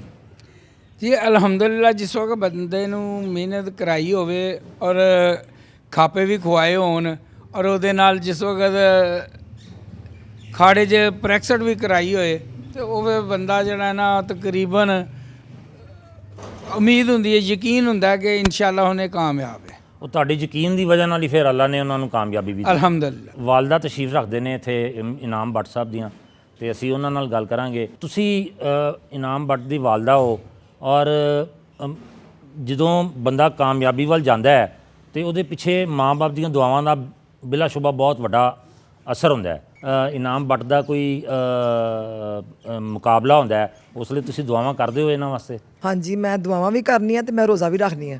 ਅੱਛਾ, ਤੇ ਫਿਰ ਉਸ ਤੋਂ ਬਾਅਦ ਸਾਰੀ ਰਾਤ ਇਬਾਦਤ ਕਰਦੀ ਰਹਿੰਦੀ ਕਿ ਸੁਬਹ ਅੱਲਾਹ ਪਾਕ ਮੇਰੇ ਬੱਚੇ ਨੇ ਇੰਨੀ ਮਿਹਨਤ ਕੀਤੀ ਹੈ ਤੇ ਉਹਨੂੰ ਅੱਲਾਹ ਪਾਕ ਇੱਜ਼ਤ ਦੇਵੇ ਔਰ ਪਾਕਿਸਤਾਨ ਨੂੰ ਵੀ ਇੱਜ਼ਤ ਦੇਵੇ ਅੱਲਾਹ ਪਾਕ। ਤੁਸੀਂ ਇਨਾਮ ਵੱਟ ਨੂੰ ਕਿਸ ਤਰ੍ਹਾਂ ਦਾ ਬੇਟਾ ਸਮਝਦੇ ਹੋ?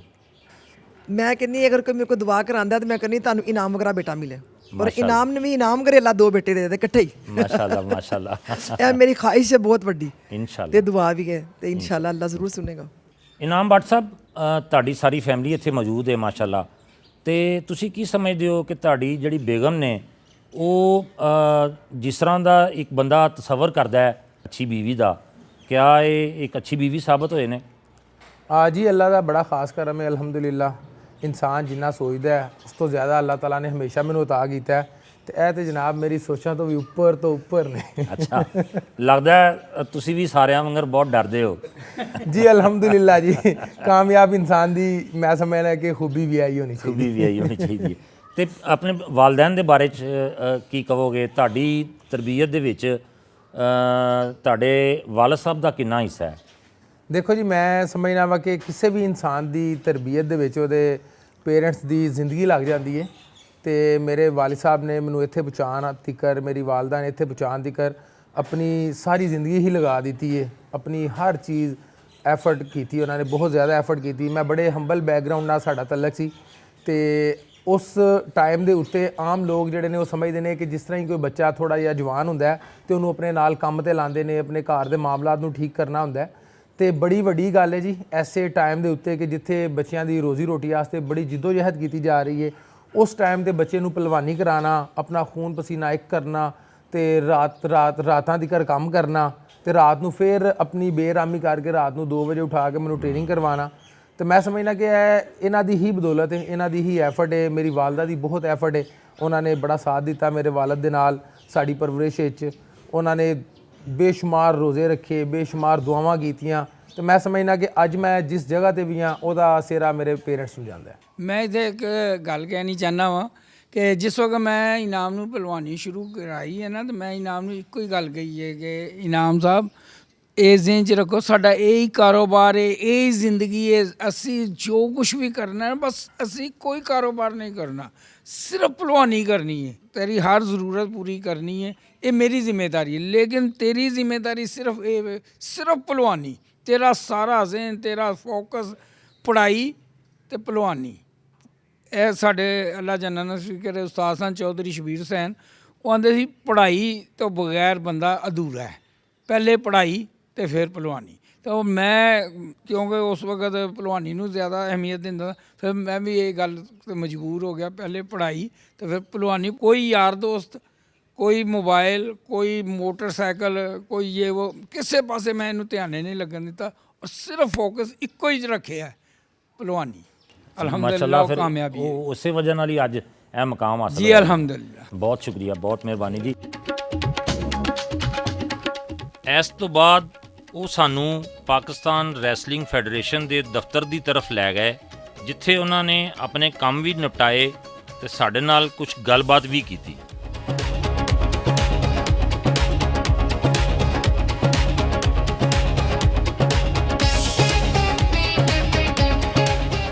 ਇਨਾਮ ਭੱਟ ਸਾਹਿਬ, ਇਹ ਪਾਕਿਸਤਾਨ ਰੈਸਲਿੰਗ ਫੈਡਰੇਸ਼ਨ ਦਾ ਦਫ਼ਤਰ ਬੜਾ ਤੁਸੀਂ ਜਿਹੜਾ ਤੰਗ ਦੀ ਜਗ੍ਹਾ ਤੇ ਬਣਾਇਆ ਹੈ। ਸਰ ਇਹ ਜਿਹੜਾ ਆਫਿਸ ਹੈ ਅਸੀਂ ਆਪ ਇਹਨੂੰ ਡਿਜ਼ਾਈਨ ਕੀਤਾ ਹੋਇਆ ਹੈ, ਆਪਣੀ ਮਦਦ ਆਪ ਦੇ ਤਹਿਤ ਕਰ ਰਹੇ ਹਾਂ ਤੇ ਇਹਦਾ ਕੋਈ ਵੀ ਐਕਸਪੈਂਸ ਜਿਹੜਾ ਹੈ ਅਸੀਂ ਉਹ ਫੈਡਰੇਸ਼ਨ ਤੋਂ ਨਹੀਂ ਲੈ ਰਹੇ, ਨਾ ਹੀ ਕੋਈ ਗਵਰਨਮੈਂਟ ਆਫ ਪਾਕਿਸਤਾਨ ਜਾਂ ਕਿਸੇ ਵੀ ਅਦਾਰੇ ਦੀ ਤਰਫੋਂ ਲੈ ਰਹੇ ਹਾਂ ਤੇ ਇਹ ਅਸੀਂ ਆਪਣੀ ਮਦਦ ਆਪ ਦੇ ਤਹਿਤ ਇਹਨੂੰ ਆਪਰੇਟ ਕਰ ਰਹੇ ਹਾਂ। ਤੇ ਇਹਦਾ ਮਤਲਬ ਇਹ ਹੋਇਆ ਕਿ ਪਾਕਿਸਤਾਨ ਰੈਸਲਿੰਗ ਫੈਡਰੇਸ਼ਨ ਜਿਹੜੀ ਹੈ ਉਹ ਤੁਹਾਨੂੰ ਕੋਈ ਪੈਸੇ ਵੈਸੇ ਜਾਂ ਕੋਈ ਬਜਟ ਨਹੀਂ ਦਿੰਦੀ ਇਸ ਦਫ਼ਤਰ ਵਾਸਤੇ? ਦੇਖੋ ਜੀ, ਬਜਟ ਵੈਸੇ ਹੀ ਜਿਹੜਾ ਨਾ ਸਾਡਾ ਬੜਾ ਮਾਕੂਲ ਜਿਹਾ ਵੇ, ਜਿਹੜਾ ਸਾਨੂੰ ਮਿਲਦਾ ਵੇ ਪਾਕਿਸਤਾਨ ਸਪੋਰਟਸ ਬੋਰਡ ਦੀ ਤਰਫੋਂ। ਤੇ ਮੈਂ ਸਮਝਣਾ ਕਿ ਤੁਸੀਂ ਇਹ ਦੇਖੋ ਕਿ ਮੋਸਟਲੀ ਅਗਰ ਅਸੀਂ ਪਿਛਲੇ ਚੰਦ ਸਾਲਾਂ ਦੀ ਗੱਲ ਕਰਨੇ ਆ ਤੇ ਸਾਡਾ ਤਕਰੀਬਨ 15 ਲੱਖ ਰੁਪਇਆ, 10 ਲੱਖ ਰੁਪਇਆ, 15 ਲੱਖ ਰੁਪਇਆ ਸਾਨੂੰ ਬਜਟ ਮਿਲਦਾ ਰਿਹਾ ਸਾਲ ਦਾ ਜੀ, 1 ਸਾਲ ਦਾ। ਤੇ ਇਹ ਵਾਹਦ ਸਾਲ ਹੈ ਜਿੱਥੇ ਜਿਹੜਾ ਨਾ ਉਹ ਬਜਟ ਸਾਨੂੰ 30 ਲੱਖ ਰੁਪਇਆ ਮਿਲਿਆ ਤੇ ਮੈਂ ਸਮਝਦਾ ਵਾਂ ਕਿ ਉਹ ਬਜਟ ਇੰਨਾ ਕੁ ਬਜਟ ਦੇ ਵਿੱਚੋਂ ਅਗਰ ਅਸੀਂ ਆਫਿਸ ਦੇ ਐਕਸਪੈਂਸਿਸ ਜਾਂ ਆਫਿਸ ਦੇ ਖਰਚੇ ਕੱਢਣ ਲੱਗ ਪਈਏ ਤੇ ਉਹ ਥੋੜਾ ਜਿਹਾ ਫਿਰ ਮੁਸ਼ਕਲ ਹੋ ਜਾਂਦਾ ਹੈ। ਫਿਰ ਇਸ ਲਈ ਅਸੀਂ ਆਫਿਸ ਦਾ ਕੋਈ ਵੀ ਖਰਚਾ ਜਿਹੜਾ ਉਹ ਪਾਕਿਸਤਾਨ ਰੈਸਲਿੰਗ ਫੈਡਰੇਸ਼ਨ ਦੇ ਉਤੋਂ ਅਕਾਊਂਟ ਚੋਂ ਨਹੀਂ ਲੈਂਦੇ। ਤੇ ਇਹ ਜਿਹੜੀ ਬਿਲਡਿੰਗ ਹੈ ਇਹ ਤੁਹਾਡੀ ਆਪਣੀ ਬਿਲਡਿੰਗ ਹੈ? ਜੀ ਅਲਹਮਦੁਲਿਲਾ ਸਾਡੀ ਆਪਣੀ ਬਿਲਡਿੰਗ ਹੈ ਤੇ ਇਸ ਲਈ ਅਸੀਂ ਮੁਨਾਸਿਬ ਹੈ ਸਮਝਿਆ ਕਿ ਅਗਰ ਅਸੀਂ ਕਿਸੇ ਰੈਂਟ ਤੇ ਜਾਵਾਂਗੇ ਜਾਂ ਕੋਈ ਵੀ ਜਗ੍ਹਾ ਤੇ ਕਿਸੇ ਹੋਰ ਜਗ੍ਹਾ ਤੋਂ ਆਪਰੇਟ ਕਰਾਂਗੇ ਤੇ ਉਹਦੇ ਕਾਫੀ ਸਾਰੇ ਐਕਸਪੈਂਸ ਹੁੰਦੇ ਨੇ ਤੇ ਇਸ ਲਈ ਅਸੀਂ ਬਿਹਤਰ ਹੈ ਸਮਝਿਆ ਕਿ ਬਜਾਏ ਇਸ ਚੀਜ਼ ਦੇ ਕਿ ਵੈਸੇ ਹੀ ਮਾਕੂਲ ਪੈਸੇ ਨੇ ਤੇ ਅਸੀਂ ਉਹਨਾਂ ਨੂੰ ਸਿਰਫ ਪਹਿਲਵਾਨੀ ਦੀ ਡਿਵੈਲਪਮੈਂਟ ਵਾਸਤੇ ਲਗਾਈਏ, ਨਾ ਕਿ ਬਿਲਡਿੰਗ ਦੇ ਕਿਰਾਏ ਤੇ ਇਹਨਾਂ ਚੀਜ਼ਾਂ ਉੱਤੇ ਖਰਚ ਕਰੀਏ। ਜੀ ਇਨਾਮ ਭੱਟ ਸਾਹਿਬ, ਇਹ ਜਿਹੜੀ ਪਾਕਿਸਤਾਨ ਰੈਸਲਿੰਗ ਫੈਡਰੇਸ਼ਨ ਹੈ, ਤੁਸੀਂ ਇਹਦੇ ਜਨਰਲ ਸੈਕਟਰੀ ਕਿਸ ਤਰ੍ਹਾਂ ਬਣ ਗਏ? ਜੀ ਅਲਹਮਦੁਲਿਲਾ ਅੱਲਾ ਨੇ ਬੜਾ ਖਾਸ ਕਰਮ ਕੀਤਾ ਜੀ ਕਿ ਅੱਲਾਹ ਤਾਲਾ ਨੇ ਇਹ ਪਹਿਲਾ ਮੌਕਾ ਕਿ ਇੱਕ ਪੜ੍ਹਿਆ ਲਿਖਿਆ ਬੰਦਾ ਇੰਟਰਨੈਸ਼ਨਲ ਖਿਲਾੜੀ ਜਿਹੜਾ ਉਹ ਪਾਕਿਸਤਾਨ ਰੈਸਲਿੰਗ ਫੈਡਰੇਸ਼ਨ ਦਾ ਜਨਰਲ ਸੈਕਟਰੀ ਬਣਿਆ। ਇਹਦਾ ਤਰੀਕਾਕਾਰ ਇਹ ਹੁੰਦਾ ਕਿ ਪਾਕਿਸਤਾਨ ਰੈਸਲਿੰਗ ਫੈਡਰੇਸ਼ਨ ਦੇ ਨਾਲ 10 ਤੋਂ ਜ਼ਿਆਦਾ ਜਿਹੜੇ ਨੇ ਨਾ ਯੂਨਿਟ ਐਫੀਲੀਏਟਿਡ ਨੇ, ਉਹ तमाम ਯੂਨਿਟ ਜਿਹੜਾ ਨਾ ਵੋਟ ਕਰਦੇ ਨੇ। ਹਰ 4 ਸਾਲ ਬਾਅਦ ਇਹਦੇ ਇਲੈਕਸ਼ਨ ਹੁੰਦੇ ਨੇ ਜਿਹਦੇ ਵਿੱਚ ਪਾਕਿਸਤਾਨ ਆਰਮੀ, ਪਾਕਿਸਤਾਨ ਵਾਪਡਾ, ਪਾਕਿਸਤਾਨ ਪੁਲਿਸ, ਜੀ ਸਰ, ਪਾਕਿਸਤਾਨ ਰੇਲਵੇਜ਼ ਆ ਜਾਂਦਾ ਹੈ। ਫਿਰ ਉਸ ਤੋਂ ਬਾਅਦ ਚਾਰੋਂ ਸੂਬੇ ਆ ਜਾਂਦੇ ਨੇ। ਸਾਰੇ ਅਦਾਰੇ ਜਿਹੜੇ ਨੇ ਸਾਰੇ ਮਿਲ ਕੇ ਵੋਟ ਕਰਦੇ ਨੇ। ਸਾਰੇ ਅਦਾਰੇ ਮਿਲ ਕੇ ਵੋਟ ਕਰਦੇ ਨੇ ਤੇ ਜਿਹੜਾ ਬੰਦਾ ਇਲੈਕਟ ਹੁੰਦਾ ਹੈ, ਜਿਹਨੂੰ ਵੋਟ ਸਭ ਤੋਂ ਜ਼ਿਆਦਾ ਪੈਂਦੇ ਨੇ, ਉਹ ਫਿਰ ਉਸ ਅਹੁਦੇ ਵਾਸਤੇ ਇਲੈਕਟ ਹੋ ਜਾਂਦਾ ਹੈ। ਤੇ ਅਲਹਮਦੁਲਿਲਾ ਮੈਨੂੰ ਇਸ ਦਫਾ secretary general of Pakistan wrestling federation ਦਾ ਅਹੁਦਾ ਮਿਲਿਆ। ਇਹ ਕਿਹੜੇ ਸਾਲ ਤੁਸੀਂ ਬਣੇ ਹੋ ਇਹਦੇ ਜਨਰਲ ਸੈਕਟਰੀ? ਸਰ 2025 ਹੁਣੀ ਰੀਸੈਂਟਲੀ ਮੈਨੂੰ ਤਕਰੀਬਨ 5ਵਾਂ ਮਾਹ ਹੈ ਕਿ ਮੈਂ as a secretary general Pakistan ਵਾਸਤੇ ਕੰਮ ਕਰ ਰਿਹਾ। ਤੇ ਭੱਟ ਸਾਹਿਬ, ਪਾਕਿਸਤਾਨ ਰੈਸਲਿੰਗ ਫੈਡਰੇਸ਼ਨ ਜਿਹੜੀ ਹੈ ਇਹ ਨਵੇਂ ਖਿਲਾੜੀਆਂ ਵਾਸਤੇ ਕੀ ਕਰ ਰਹੀ ਹੈ? ਜੀ ਜਿਸ ਟਾਈਮ ਦਾ ਅਲਹਮਦੁਲਿਲਾ ਮੈਂ ਆਪਣਾ ਚਾਰਜ ਸੰਭਾਲਿਆ ਤੇ ਮੈਂ ਜਿਹੜੇ ਖਲਾਸ ਐਜ਼ ਅ ਰੈਸਲਰ ਦੇਖੇ ਸਨ, ਉਹਨਾਂ ਵਿੱਚ ਸਭ ਤੋਂ ਜ਼ਿਆਦਾ ਇਸ਼ੂਜ਼ ਇਹ ਸਨ ਕਿ ਸਾਡੇ ਪਹਿਲਵਾਨ ਜਿਹੜੇ ਨੇ ਨਾ ਅੱਜ ਵੀ ਪੁਰਾਣੇ ਦੌਰ ਦੇ ਮੁਤਾਬਕ ਮਿਹਨਤ ਕਰ ਰਹੇ ਨੇ। ਪੁਰਾਣਾ ਤਰੀਕਾਕਾਰ ਜਿਹੜਾ ਨਾ ਬਿਲਕੁਲ ਇੱਥੇ ਤੇ ਇਹੀ ਤਸੱਵਰ ਪਾਇਆ ਜਾਂਦਾ ਨਾ ਕਿ ਪੁਰਾਣੀ ਪਹਿਲਵਾਨੀ ਚੱਲ ਰਹੀ ਹੈ ਸਾਰੀ। ਜੀ ਬਿਲਕੁਲ। ਤੇ ਐਜ਼ ਅ ਸੈਕਟਰੀ ਮੈਂ ਜਿਹੜਾ ਸਭ ਤੋਂ ਪਹਿਲਾ ਕੰਮ ਕੀਤਾ ਨਾ, ਮੈਂ ਐਜੂਕੇਸ਼ਨ ਕੋਰਸਿਸ ਕਰਵਾਏ ਨੇ ਪੂਰੇ ਪਾਕਿਸਤਾਨ ਦੇ ਵਿੱਚ। ਅੱਛਾ। ਅਲਹਮਦੁਲਿਲਾ ਜਿੰਨੇ ਡਿਵੀਜ਼ਨ ਨੇ ਅਸੀਂ तमाम ਡਿਵੀਜ਼ਨਾਂ ਵਿੱਚ ਗਏ ਆ ਕਿਉਂਕਿ ਮੈਂ ICECP ਦੇ ਕੋਰਸਿਸ ਕਰਕੇ ਆਇਆ US ਤੋਂ। ਤੇ ਮੈਂ ਉਹ ਜਿਹੜੀ ਬਿਲਕੁਲ ਲੇਟੈਸਟ ਤੇ ਅਪ ਟੂ ਡੇਟਡ ਨੌਲੇਜ ਹੈ ਉਹ ਆਪਣੇ ਉਸਤਾਦਾਂ ਨੂੰ, ਖਿਲਾੜੀਆਂ ਨੂੰ ਬੁਲਾ ਕੇ, ਪਹਿਲਵਾਨਾਂ ਨੂੰ ਉਹਨਾਂ ਦੇ ਘਰਾਂ ਵਿੱਚ ਜਾ ਕੇ ਸਮਝ ਲਓ, ਉਹਨਾਂ ਦੇ ਇਲਾਕਿਆਂ 'ਚ ਜਾ ਕੇ ਅਸੀਂ ਕੋਰਸਿਸ ਕਰਵਾਏ ਨੇ। ਅੱਛਾ, ਬਹੁਤ। ਉਸ ਤੋਂ ਬਾਅਦ ਦੂਸਰਾ ਜਿਹੜਾ ਮੈਂ ਸਭ ਤੋਂ ਅਹਿਮ ਕੰਮ ਕੀਤਾ ਉਹ ਇਹ ਕਰਾਇਆ ਕਿ ਪੂਰੇ ਪਾਕਿਸਤਾਨ ਦੀ ਅਸੀਂ ਅੰਡਰ 17 ਓਪਨ ਚੈਂਪੀਅਨਸ਼ਿਪ ਕਰਵਾਈ, ਜਿਹਦੇ ਵਿੱਚ ਅਸੀਂ ਪੂਰੇ ਪਾਕਿਸਤਾਨ ਤੋਂ ਖਿਲਾੜੀਆਂ ਨੂੰ ਬੁਲਾ ਕੇ ਤੇ ਉਹਨਾਂ ਨੂੰ ਮੁਕਾਬਲੇ ਖਿਲਾਏ। ਕਿਉਂਕਿ ਜਦੋਂ ਤੱਕ ਅਸੀਂ ਆਪਣੀ ਯੂਥ ਤੇ ਕੰਮ ਨਹੀਂ ਕਰਾਂਗੇ, ਆਪਣੇ ਛੋਟੇ ਬੱਚਿਆਂ ਉੱਤੇ ਕੰਮ ਨਹੀਂ ਕਰਾਂਗੇ, ਟੈਲੈਂਟ ਨੂੰ ਨਵੇਂ ਨੂੰ ਸਾਹਮਣੇ ਨਹੀਂ ਲੈ ਕੇ ਆਵਾਂਗੇ ਤੇ ਗੇਮ ਤਰੱਕੀ ਨਹੀਂ ਕਰ ਸਕਦੀ। ਤੇ ਇਸ ਟਾਈਮ ਵੀ ਜਿਹੜੀ ਸਾਡੀ ਵਰਕਿੰਗ ਚੱਲ ਰਹੀ ਏ ਉਹ ਇਹ ਵੇ ਕਿ ਅੱਲਾ ਦੇ ਫਜ਼ਲੋ ਕਰਮ ਦੇ ਨਾਲ ਪਾਕਿਸਤਾਨ ਦੀ ਹਾਲੀ ਤੁਸੀਂ ਇਹ ਦੇਖ ਲਓ 77-78 ਸਾਲਾ ਹਿਸਟਰੀ ਦਾ ਸਭ ਤੋਂ ਵੱਡਾ ਰੈਸਲਿੰਗ ਦਾ ਜਿਹੜਾ ਟੈਲੈਂਟ ਹੰਟ ਪ੍ਰੋਗਰਾਮ ਹੈ ਉਹਨੂੰ ਅਸੀਂ ਉਹਦਾ ਆਗਾਜ਼ ਕੀਤਾ ਹੋਇਆ ਹੈ। ਤੇ ਅੱਲਾ ਦਾ ਬੜਾ ਖਾਸ ਕਰਮ ਹੈ ਕਿ 50 ਤੋਂ ਜ਼ਿਆਦਾ ਸ਼ਹਿਰਾਂ ਦੇ ਵਿੱਚ ਅਸੀਂ ਇਹ ਟੈਲੈਂਟ ਹੰਟ ਪ੍ਰੋਗਰਾਮ ਕਰਾ ਰਹੇ ਹਾਂ। ਅੱਛਾ, ਬਹੁਤ ਖੂਬ। ਤੁਸੀਂ ਇਹ ਦੇਖੋ ਕਿ ਸਕਰਦੂ ਤੋਂ ਸ਼ੁਰੂ ਹੋ ਰਿਹਾ ਕੰਮ। ਸਕਰਦੂ ਤੇ ਵਿੱਚ ਸਾਡੀ ਰਜਿਸਟ੍ਰੇਸ਼ਨ ਹੋ ਰਹੀ ਹੈ, GB ਵਿੱਚ ਸਾਡੀ ਰਜਿਸਟ੍ਰੇਸ਼ਨ ਹੋ ਰਹੀ ਹੈ, तमाम ਪਾਕਿਸਤਾਨ ਦੇ ਵਿੱਚ। ਤੁਸੀਂ ਇਹ ਦੇਖੋ ਕਿ ਪਿਸ਼ਾਵਰ ਦੇ ਵਿੱਚ 6 ਜਗ੍ਹਾ ਤੇ ਕਰ ਰਹੇ ਹਾਂ। ਪੰਜਾਬ ਕਿਉਂਕਿ ਬਹੁਤ ਜ਼ਿਆਦਾ ਜ਼ਰਖੇਜ਼ ਹੈ, ਇੱਥੇ ਤਕਰੀਬਨ 40 ਜਗ੍ਹਾ ਦੇ ਉੱਤੇ ਅਸੀਂ ਰਜਿਸਟ੍ਰੇਸ਼ਨ ਕਰ ਰਹੇ ਹਾਂ। ਅਸੀਂ ਬਲੋਚਿਸਤਾਨ, ਪਸ਼ੀਨ ਦੇ ਵਿੱਚੋਂ ਸਾਨੂੰ, ਕੋਇਟਾ ਦੇ ਵਿੱਚੋਂ ਸਾਨੂੰ ਰਜਿਸਟ੍ਰੇਸ਼ਨ ਆ ਰਹੀਆਂ ਤੇ ਇਸ ਟਾਈਮ ਤੱਕ ਅਲਹਮਦੁਲਿਲਾ 1000 ਖਿਲਾੜੀ ਨੂੰ ਪਾਕਿਸਤਾਨ ਰੈਸਲਿੰਗ ਫੈਡਰੇਸ਼ਨ ਨੇ ਅੰਗੇਜ ਕੀਤਾ ਤੇ ਉਹ तमाम ਅੰਡਰ 19 ਤੇ ਅੰਡਰ 17 ਵਾਸਤੇ ਉਹਨਾਂ ਦੀ ਰਜਿਸਟ੍ਰੇਸ਼ਨ ਹੋ ਗਈ ਹੈ, ਜਿਨ੍ਹਾਂ ਦੇ ਹੁਣ ਮੁਕਾਬਲਿਆਂ ਦਾ ਆਗਾਜ਼ ਹੋਣ ਜਾ ਰਿਹਾ। ਹੁਣ ਇਹ ਜਿਹੜੇ ਬੰਦੇ ਰਜਿਸਟਰਡ ਹੋਏ ਨੇ ਇਹਨਾਂ ਦੀ ਤੁਸੀਂ ਟ੍ਰੇਨਿੰਗ ਕਰਵਾਓਗੇ? ਜੀ ਸਭ ਤੋਂ ਪਹਿਲਾਂ ਅਸੀਂ ਇਹਨਾਂ ਦਾ ਡਿਸਟ੍ਰਿਕਟ ਦਾ ਮੁਕਾਬਲਾ ਕਰਵਾਵਾਂਗੇ, ਜਿਨ੍ਹਾਂ ਵਿੱਚ तमाम ਖਿਲਾੜੀ ਕੰਪੀਟ ਕਰਨਗੇ ਆਪਣੇ ਡਿਸਟ੍ਰਿਕਟ ਵਾਸਤੇ। ਉਸ ਤੋਂ ਬਾਅਦ ਜਿਹੜੇ ਡਿਸਟ੍ਰਿਕਟ ਤੋਂ ਸਿਲੈਕਟ ਹੋਣਗੇ ਖਿਲਾੜੀ, ਅਸੀਂ ਉਹਨਾਂ ਦੇ ਫਿਰ ਡਿਵੀਜ਼ਨ ਦੇ ਮੁਕਾਬਲੇ ਕਰਵਾਵਾਂਗੇ। ਉਹ तमाम ਖਿਲਾੜੀ ਕੰਪੀਟ ਕਰਨਗੇ ਡਿਵੀਜ਼ਨ ਵਾਸਤੇ।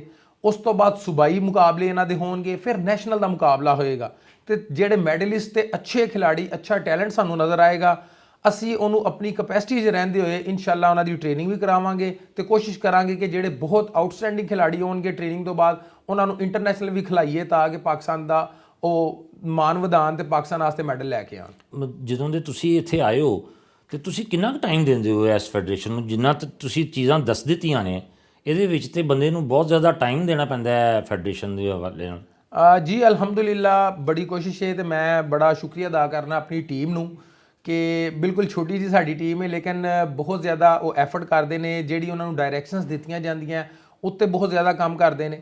ਉਸ ਤੋਂ ਬਾਅਦ ਸਾਡੀ ਕੋਲੈਬੋਰੇਸ਼ਨ ਹੁੰਦੀ ਹੈ ਪੰਜਾਬ ਰੈਸਲਿੰਗ ਫੈਡਰੇਸ਼ਨ ਦੇ ਨਾਲ ਤੇ तमाम ਜਿਹੜੇ ਸਾਡੇ ਡਿਸਟ੍ਰਿਕਟ ਦੇ ਨੇ, ਡਿਵੀਜ਼ਨ ਦੇ ਨੇ, ਫਿਰ ਸਾਡੇ ਸੂਬਾਈ ਤੇ ਸਾਡੇ ਜਿਹੜੇ ਮਹਿਕਮਾ ਜਾਤ ਦੇ तमाम ਮੈਂਬਰਾਂ ਨੇ ਉਹ ਵੀ ਸਾਡੇ ਨਾਲ ਔਨ ਬੋਰਡ ਹੁੰਦੇ ਨੇ ਤੇ ਅਸੀਂ ਕੋਸ਼ਿਸ਼ ਇਹ ਕਰਨੀ ਆ ਕਿ ਮਿਲ ਕੇ ਇੱਕ ਟੀਮ ਬਣ ਕੇ ਪੂਰੇ ਪਾਕਿਸਤਾਨ ਦੇ ਨੈਟਵਰਕ ਦੇ ਨਾਲ ਅਸੀਂ ਕੰਮ ਕਰਨੇ ਆ ਤੇ ਅਲਹਮਦੁਲਿਲਾ ਉਹਦਾ ਬੜਾ ਅੱਛਾ ਸਾਨੂੰ ਅਜਰ ਮਿਲ ਰਿਹਾ। ਤੇ ਬਟ ਸਾਹਿਬ ਇਹਨੇ ਮਹਿਦੂਦ ਬਜਟ ਦੇ ਵਿੱਚ ਇੰਨਾ ਸਾਰਾ ਇਨੀਸ਼ੀਏਟਿਵਸ ਤੇ ਕੰਮ ਕਰਨਾ ਇਹ ਬੜਾ ਮੁਸ਼ਕਲ ਨਹੀਂ ਹੋ ਜਾਂਦਾ? ਜੀ ਬਿਲਕੁਲ, ਡੈਫੀਨੇਟਲੀ ਬਹੁਤ ਚੈਲੰਜਿੰਗ ਹੈ ਤੇ ਮੈਂ ਸਮਝਣਾ ਕਿ ਚੈਲੰਜ ਹੋਣਗੇ, ਤੁਸੀਂ ਐਫਰਟ ਜ਼ਿਆਦਾ ਕਰੋਗੇ, ਕੋਸ਼ਿਸ਼ ਜ਼ਿਆਦਾ ਕਰੋਗੇ ਤੇ ਫਿਰ ਹੀ ਜਿਹੜਾ ਨਾ ਜੋ ਅਸੀਂ ਆਪਣੀ ਕਪੈਸਿਟੀ 'ਚ ਰਹਿ ਕੇ ਮੈਕਸਿਮਮ ਕਰ ਸਕਦੇ ਹਾਂ ਨਾ, ਇਨਸਾਨ ਨੂੰ ਆਪਣੀ ਮੈਕਸਿਮਮ ਐਫਰਟ ਕਰਨੀ ਚਾਹੀਦੀ ਹੈ ਤੇ ਅਸੀਂ ਮੈਕਸਿਮਮ ਕਰ ਰਹੇ ਹਾਂ। ਇਨਸ਼ਾਅੱਲਾ ਅੱਲਾਹ ਤਾਲਾ ਮਜ਼ੀਦ ਵਸਾਇਲ ਵੀ ਪ੍ਰੋਵਾਈਡ ਕਰੇਗਾ ਤੇ ਇਨਸ਼ਾਅੱਲਾ ਮਜ਼ੀਦ ਬਿਹਤਰੀ ਵੀ ਆਏਗੀ। ਔਰ ਇਨਸ਼ਾਅੱਲਾ ਗਵਰਨਮੈਂਟ ਲੈਵਲ ਤੇ ਵੀ ਅਗਰ ਬਜਟ ਵਧਾਤਾ ਜਾਵੇ ਤੇ ਮਾਮਲਾਤ ਹੋਰ ਵੀ ਬਿਹਤਰ ਹੋ ਸਕਦੇ ਨੇ। ਜੀ ਬਿਲਕੁਲ, तमाम ਜਿਹੜੇ ਸਾਡੇ ਅਦਾਰੇ ਨੇ ਮੈਂ ਉਹਨਾਂ ਅੱਗੇ ਵੀ ਇਹੀ ਰਿਕਵੈਸਟ ਕਰਾਂਗਾ ਕਿ ਸਭ ਤੋਂ ਪਹਿਲਾਂ ਜ਼ਰੂਰਤ ਇਸ ਚੀਜ਼ ਦੀ ਹੈ ਕਿ ਅਸੀਂ ਉਹ ਫੈਡਰੇਸ਼ਨਾਂ ਨੂੰ ਪੁਆਇੰਟ ਆਊਟ ਕਰੀਏ, ਉਹ ਫੈਡਰੇਸ਼ਨਾਂ ਉੱਤੇ ਜ਼ਿਆਦਾ ਇਨਵੈਸਟ ਕਰੀਏ ਜਿਨ੍ਹਾਂ ਦੇ ਮੈਡਲ ਕਪੈਸਿਟੀ ਬਹੁਤ ਅੱਛੀ ਹੈ, ਜਿਨ੍ਹਾਂ ਦੀ ਪਰਫਾਰਮੈਂਸ ਬਹੁਤ ਅੱਛੀ ਹੈ। ਤੇ ਮੈਂ ਅੱਲਾ ਦੇ ਫਜ਼ਲੋ ਕਰਮ ਨਾਲ ਤੁਹਾਨੂੰ ਦੱਸਦੇ ਹੋਏ ਮੈਨੂੰ ਬੜਾ ਫਖਰ ਮਹਿਸੂਸ ਹੋ ਰਿਹਾ ਕਿ ਪਿਛਲੇ 5 ਤੋਂ 6 ਮਾਹ ਦੇ ਵਿੱਚ ਜਾਂ 2025 ਦੀ ਅਗਰ ਮੈਂ ਗੱਲ ਕਰਨਾ ਤੇ ਪਾਕਿਸਤਾਨ ਨੇ ਸਭ ਤੋਂ ਅੱਛੀ ਪਰਫਾਰਮੈਂਸ ਦਿੱਤੀ ਹੈ ਰੈਸਲਿੰਗ ਦੇ ਵਿੱਚ। ਅਸੀਂ ਜੂਨੀਅਰ ਏਸ਼ੀਆ ਦੇ ਵਿੱਚ ਪਾਕਿਸਤਾਨ ਦੀ ਤਾਰੀਖ ਦਾ ਪਹਿਲਾ ਮੈਡਲ ਹਾਸਲ ਕੀਤਾ। ਫਿਰ ਸਿਸ ਗੇਮਸ ਹੋਈਆਂ ਨੇ ਜੋ ਕਿ ਬਹੁਤ ਵੱਡਾ ਇੱਕ ਟੂਰਨਾਮੈਂਟ ਸੀ ਜਿਹਦੇ ਵਿੱਚ ਰਸ਼ੀਆ ਨੇ ਪਾਰਟਿਸਿਪੇਟ ਕੀਤਾ, ਅਜ਼ਰਬਾਈਜਾਨ ਨੇ ਪਾਰਟਿਸਿਪੇਟ ਕੀਤਾ, ਅਸੀਂ ਉਹਦੇ ਵਿੱਚ ਵੀ ਮੈਡਲ ਹਾਸਲ ਕੀਤਾ। ਉਸ ਤੋਂ ਬਾਅਦ ਯੂਥ ਏਸ਼ੀਅਨ ਗੇਮਸ ਹੋਈਆਂ ਨੇ ਜਿਹਦੇ ਵਿੱਚ ਪੂਰੇ ਏਸ਼ੀਆ ਦੇ ਮੁਮਾਲਿਕ ਨੇ ਹਿੱਸਾ ਲਿੱਤਾ ਤੇ ਰੈਸਲਿੰਗ ਉਹ ਵਾਹਦ ਖੇਲ ਹੈ ਜਿਹਦੇ ਵਿੱਚ ਅਸੀਂ ਬ੍ਰੌਂਜ਼ ਮੈਡਲ ਜਿੱਤਿਆ ਤੇ ਵਾਹਦ ਇੰਡੀਵਿਜੂਅਲ ਮੈਡਲ ਜਿਹੜਾ तमाम ਗੇਮਸ ਦਾ ਸੀ ਉਹ ਅਸੀਂ ਰੈਸਲਿੰਗ 'ਚ ਹਾਸਲ ਕੀਤਾ। ਮਾਸ਼ਾਅੱਲਾ। ਉਸ ਤੋਂ ਬਾਅਦ ਜੀ world Islamic games, Islamic solidarity games ਹੋਈਆਂ ਨੇ ਜੋ ਕਿ ਰਿਆਜ਼ ਵਿੱਚ ਹੋਈਆਂ ਨੇ ਤੇ ਰੈਸਲਿੰਗ ਦੇ ਬਾਰੇ ਅਗਰ ਗੱਲ ਕਰਨੀ ਹੈ ਨਾ ਇਸਲਾਮਿਕ ਗੇਮਸ ਦਾ ਤੇ ਉਹ 올림픽 ਦਾ ਮੁਕਾਬਲਾ ਹੈ ਕਿਉਂਕਿ तमाम ਮੁਸਲਮਾਨ ਪਹਿਲਵਾਨ ਜਿਹੜੇ ਨੇ, ਮੁਸਲਮਾਨ ਕੰਟਰੀਜ਼ ਜਿਹੜੇ ਨੇ ਉਹੀ 올림픽 ਵੀ ਜਿੱਤਦੇ ਨੇ। ਉਹਦੇ ਵਿੱਚ ਵੀ ਪਾਕਿਸਤਾਨ ਦੇ ਪਹਿਲਵਾਨ ਮੁਹੰਮਦ ਗੁਲਜ਼ਾਰ ਨੇ ਬ੍ਰੌਂਜ਼ ਮੈਡਲ ਲਿੱਤਾ ਤੇ ਤੁਸੀਂ ਇਹ ਦੇਖੋ ਕਿ ਏਡੇ ਵੱਡੇ ਮੁਕਾਬਲਿਆਂ 'ਚ ਅਸੀਂ ਮੈਡਲ ਲਿੱਤਾ ਤੇ ਮੈਂ ਇਹੀ ਰਿਕਵੈਸਟ ਕਰਾਂਗਾ ਸਾਡੀ ਗਵਰਨਮੈਂਟ ਨੂੰ ਵੀ ਕਿ ਜਿਹੜੀ ਗੇਮ ਏਡੇ ਵੱਡੇ ਮੁਕਾਬਲਿਆਂ 'ਚ ਮੈਡਲ ਲੈ ਰਹੀ ਹੈ ਉਹਦਾ ਬਜਟ ਵਧਾਉਣਾ ਚਾਹੀਦਾ ਹੈ ਤਾਂ ਕਿ ਉਹਨਾਂ ਦੇ ਖਿਡਾਰੀਆਂ ਨੂੰ ਇੰਟਰਨੈਸ਼ਨਲ ਟ੍ਰੇਨਿੰਗ ਦਾ ਮੌਕਾ ਮਿਲੇ, ਇੰਟਰਨੈਸ਼ਨਲ ਕੋਚਿਸ ਨੂੰ ਆਉਣ ਦਾ ਮੌਕਾ ਮਿਲੇ ਤੇ ਅਸੀਂ ਪਾਕਿਸਤਾਨ ਵਾਸਤੇ ਮਜ਼ੀਦ ਮੈਡਲ ਜਿੱਤ ਸਕੀਏ। ਇਨਾਮ ਭੱਟ ਸਾਹਿਬ, ਪਾਕਿਸਤਾਨ ਰੈਸਲਿੰਗ ਫੈਡਰੇਸ਼ਨ ਜਿਹੜੀ ਹੈ ਇਹ ਆਉਣ ਵਾਲੇ ਸਾਲ ਦੇ ਵਿੱਚ ਕਿਹੜੇ ਮਨਸੂਬਿਆਂ ਤੇ ਕੰਮ ਕਰ ਰਹੀ ਹੈ? ਜੀ ਬਿਲਕੁਲ, 2026 ਨੂੰ ਮੈਂ ਪਾਕਿਸਤਾਨ ਦੇ ਵਿੱਚ ਪਹਿਲਵਾਨੀ ਦਾ ਸਾਲ ਕਵਾਂਗਾ ਕਿਉਂਕਿ ਅਸੀਂ ਆਪਣੇ ਗ੍ਰਾਸ ਰੂਟ ਲੈਵਲ ਦੇ ਜਿਹੜੇ ਕੰਪੀਟੀਸ਼ਨ तमाम ਕਰਵਾਉਣ ਜਾ ਰਹੇ ਹਾਂ ਜੋ ਕਿ ਜੋ ਕਿ ਸਾਡੇ ਡਿਸਟ੍ਰਿਕਟ ਡਿਵੀਜ਼ਨ ਤੇ ਉਸ ਤੋਂ ਬਾਅਦ ਸੂਬਾਈ ਤੇ ਨੈਸ਼ਨਲ ਲੈਵਲ ਤੇ ਹੋਣਗੇ। ਉਹ तमाम ਅਸੀਂ 2026 ਦੇ ਜਨਵਰੀ ਤੇ ਫਰਵਰੀ ਵਿੱਚ ਪਲਾਨ ਕੀਤੇ ਨੇ। ਫਿਰ ਅਸੀਂ ਰੁਸਤਮ ਪਾਕਿਸਤਾਨ ਦਾ ਸਭ ਤੋਂ ਵੱਡਾ ਟਾਈਟਲ ਉਹ ਵੀ ਅਸੀਂ ਇਨਸ਼ਾਅੱਲਾ 2026 ਵਿੱਚ ਕਰਵਾ ਰਹੇ ਹਾਂ। ਉਸ ਤੋਂ ਬਾਅਦ ਸਾਡੀ ਟੀਮਾਂ ਇਨਸ਼ਾਅੱਲਾ ਜਿਹੜੀ ਇੰਟਰਨੈਸ਼ਨਲ ਲੈਵਲ ਤੇ ਜਾ ਰਹੀਆਂ ਨੇ ਉਹਦੇ ਵਿੱਚ ਏਸ਼ੀਅਨ ਬੀਚ ਗੇਮਸ ਵਿੱਚ ਪਾਰਟਿਸਿਪੇਟ ਕਰਾਂਗੇ, ਅਸੀਂ ਏਸ਼ੀਅਨ ਗੇਮਸ ਵਿੱਚ ਪਾਰਟਿਸਿਪੇਟ ਕਰਾਂਗੇ। ਫਿਰ ਇਸ ਸਾਲ ਜਿਹੜਾ ਨਾ 2026 ਦੇ ਅੰਦਰ ਹੀ ਯੂਥ 올림픽 ਦਾ ਮੁਕਾਬਲਾ ਆ ਰਿਹਾ ਤੇ ਉਹਦੇ ਵਾਸਤੇ ਵੀ ਅਸੀਂ ਬੱਚਿਆਂ ਨੂੰ ਇੰਟਰਨੈਸ਼ਨਲ ਲੈਵਲ ਤੇ ਕੱਲਾਂਗੇ ਤੇ ਇਨਸ਼ਾਅੱਲਾ ਮੈਨੂੰ ਬਹੁਤ ਉਮੀਦ ਹੈ ਕਿ 2026 ਵਿੱਚ ਪਾਕਿਸਤਾਨ ਵਾਸਤੇ ਅਸੀਂ ਮੁਲਕੀ ਲੈਵਲ ਤੇ ਇੰਟਰਨੈਸ਼ਨਲ ਲੈਵਲ ਤੇ ਬੇਸ਼ੁਮਾਰ ਮੈਡਲ ਜਿੱਤਾਂਗੇ। ਬਿਲਕੁਲ ਠੀਕ ਹੈ ਜੀ, ਬਹੁਤ ਸ਼ੁਕਰੀਆ ਭੱਟ ਸਾਹਿਬ। ਨਾਜ਼ਰੀਨ, ਇੱਥੇ ਵੇਲਾ ਹੋਇਆ ਹੈ ਇੱਕ ਮੁਖਤਸਰ ਜਿਹੇ ਵਕਫੇ ਦਾ ਤੇ ਵਕਫੇ ਤੋਂ ਬਾਅਦ ਦੁਬਾਰਾ ਹਾਜ਼ਰ ਹੁੰਦੇ ਹਾਂ।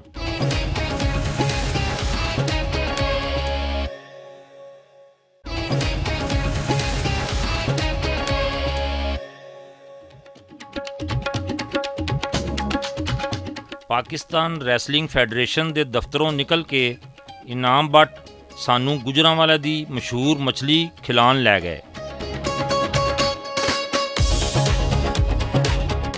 ਖਾਣੇ ਤੋਂ ਬਾਅਦ ਅਸੀਂ ਪਾਕਿਸਤਾਨ ਦੀ ਪਹਿਲੀ ਰੈਸਲਿੰਗ ਅਕੈਡਮੀ ਦਾ ਰੁਖ ਕੀਤਾ ਜਿੱਥੇ ਇਨਾਮ ਭੱਟ ਨੌਜਵਾਨ ਪਹਿਲਵਾਨਾਂ ਨੂੰ ਰੈਸਲਿੰਗ ਦੀ ਤਰਬੀਅਤ ਦਿੰਦੇ ਨੇ।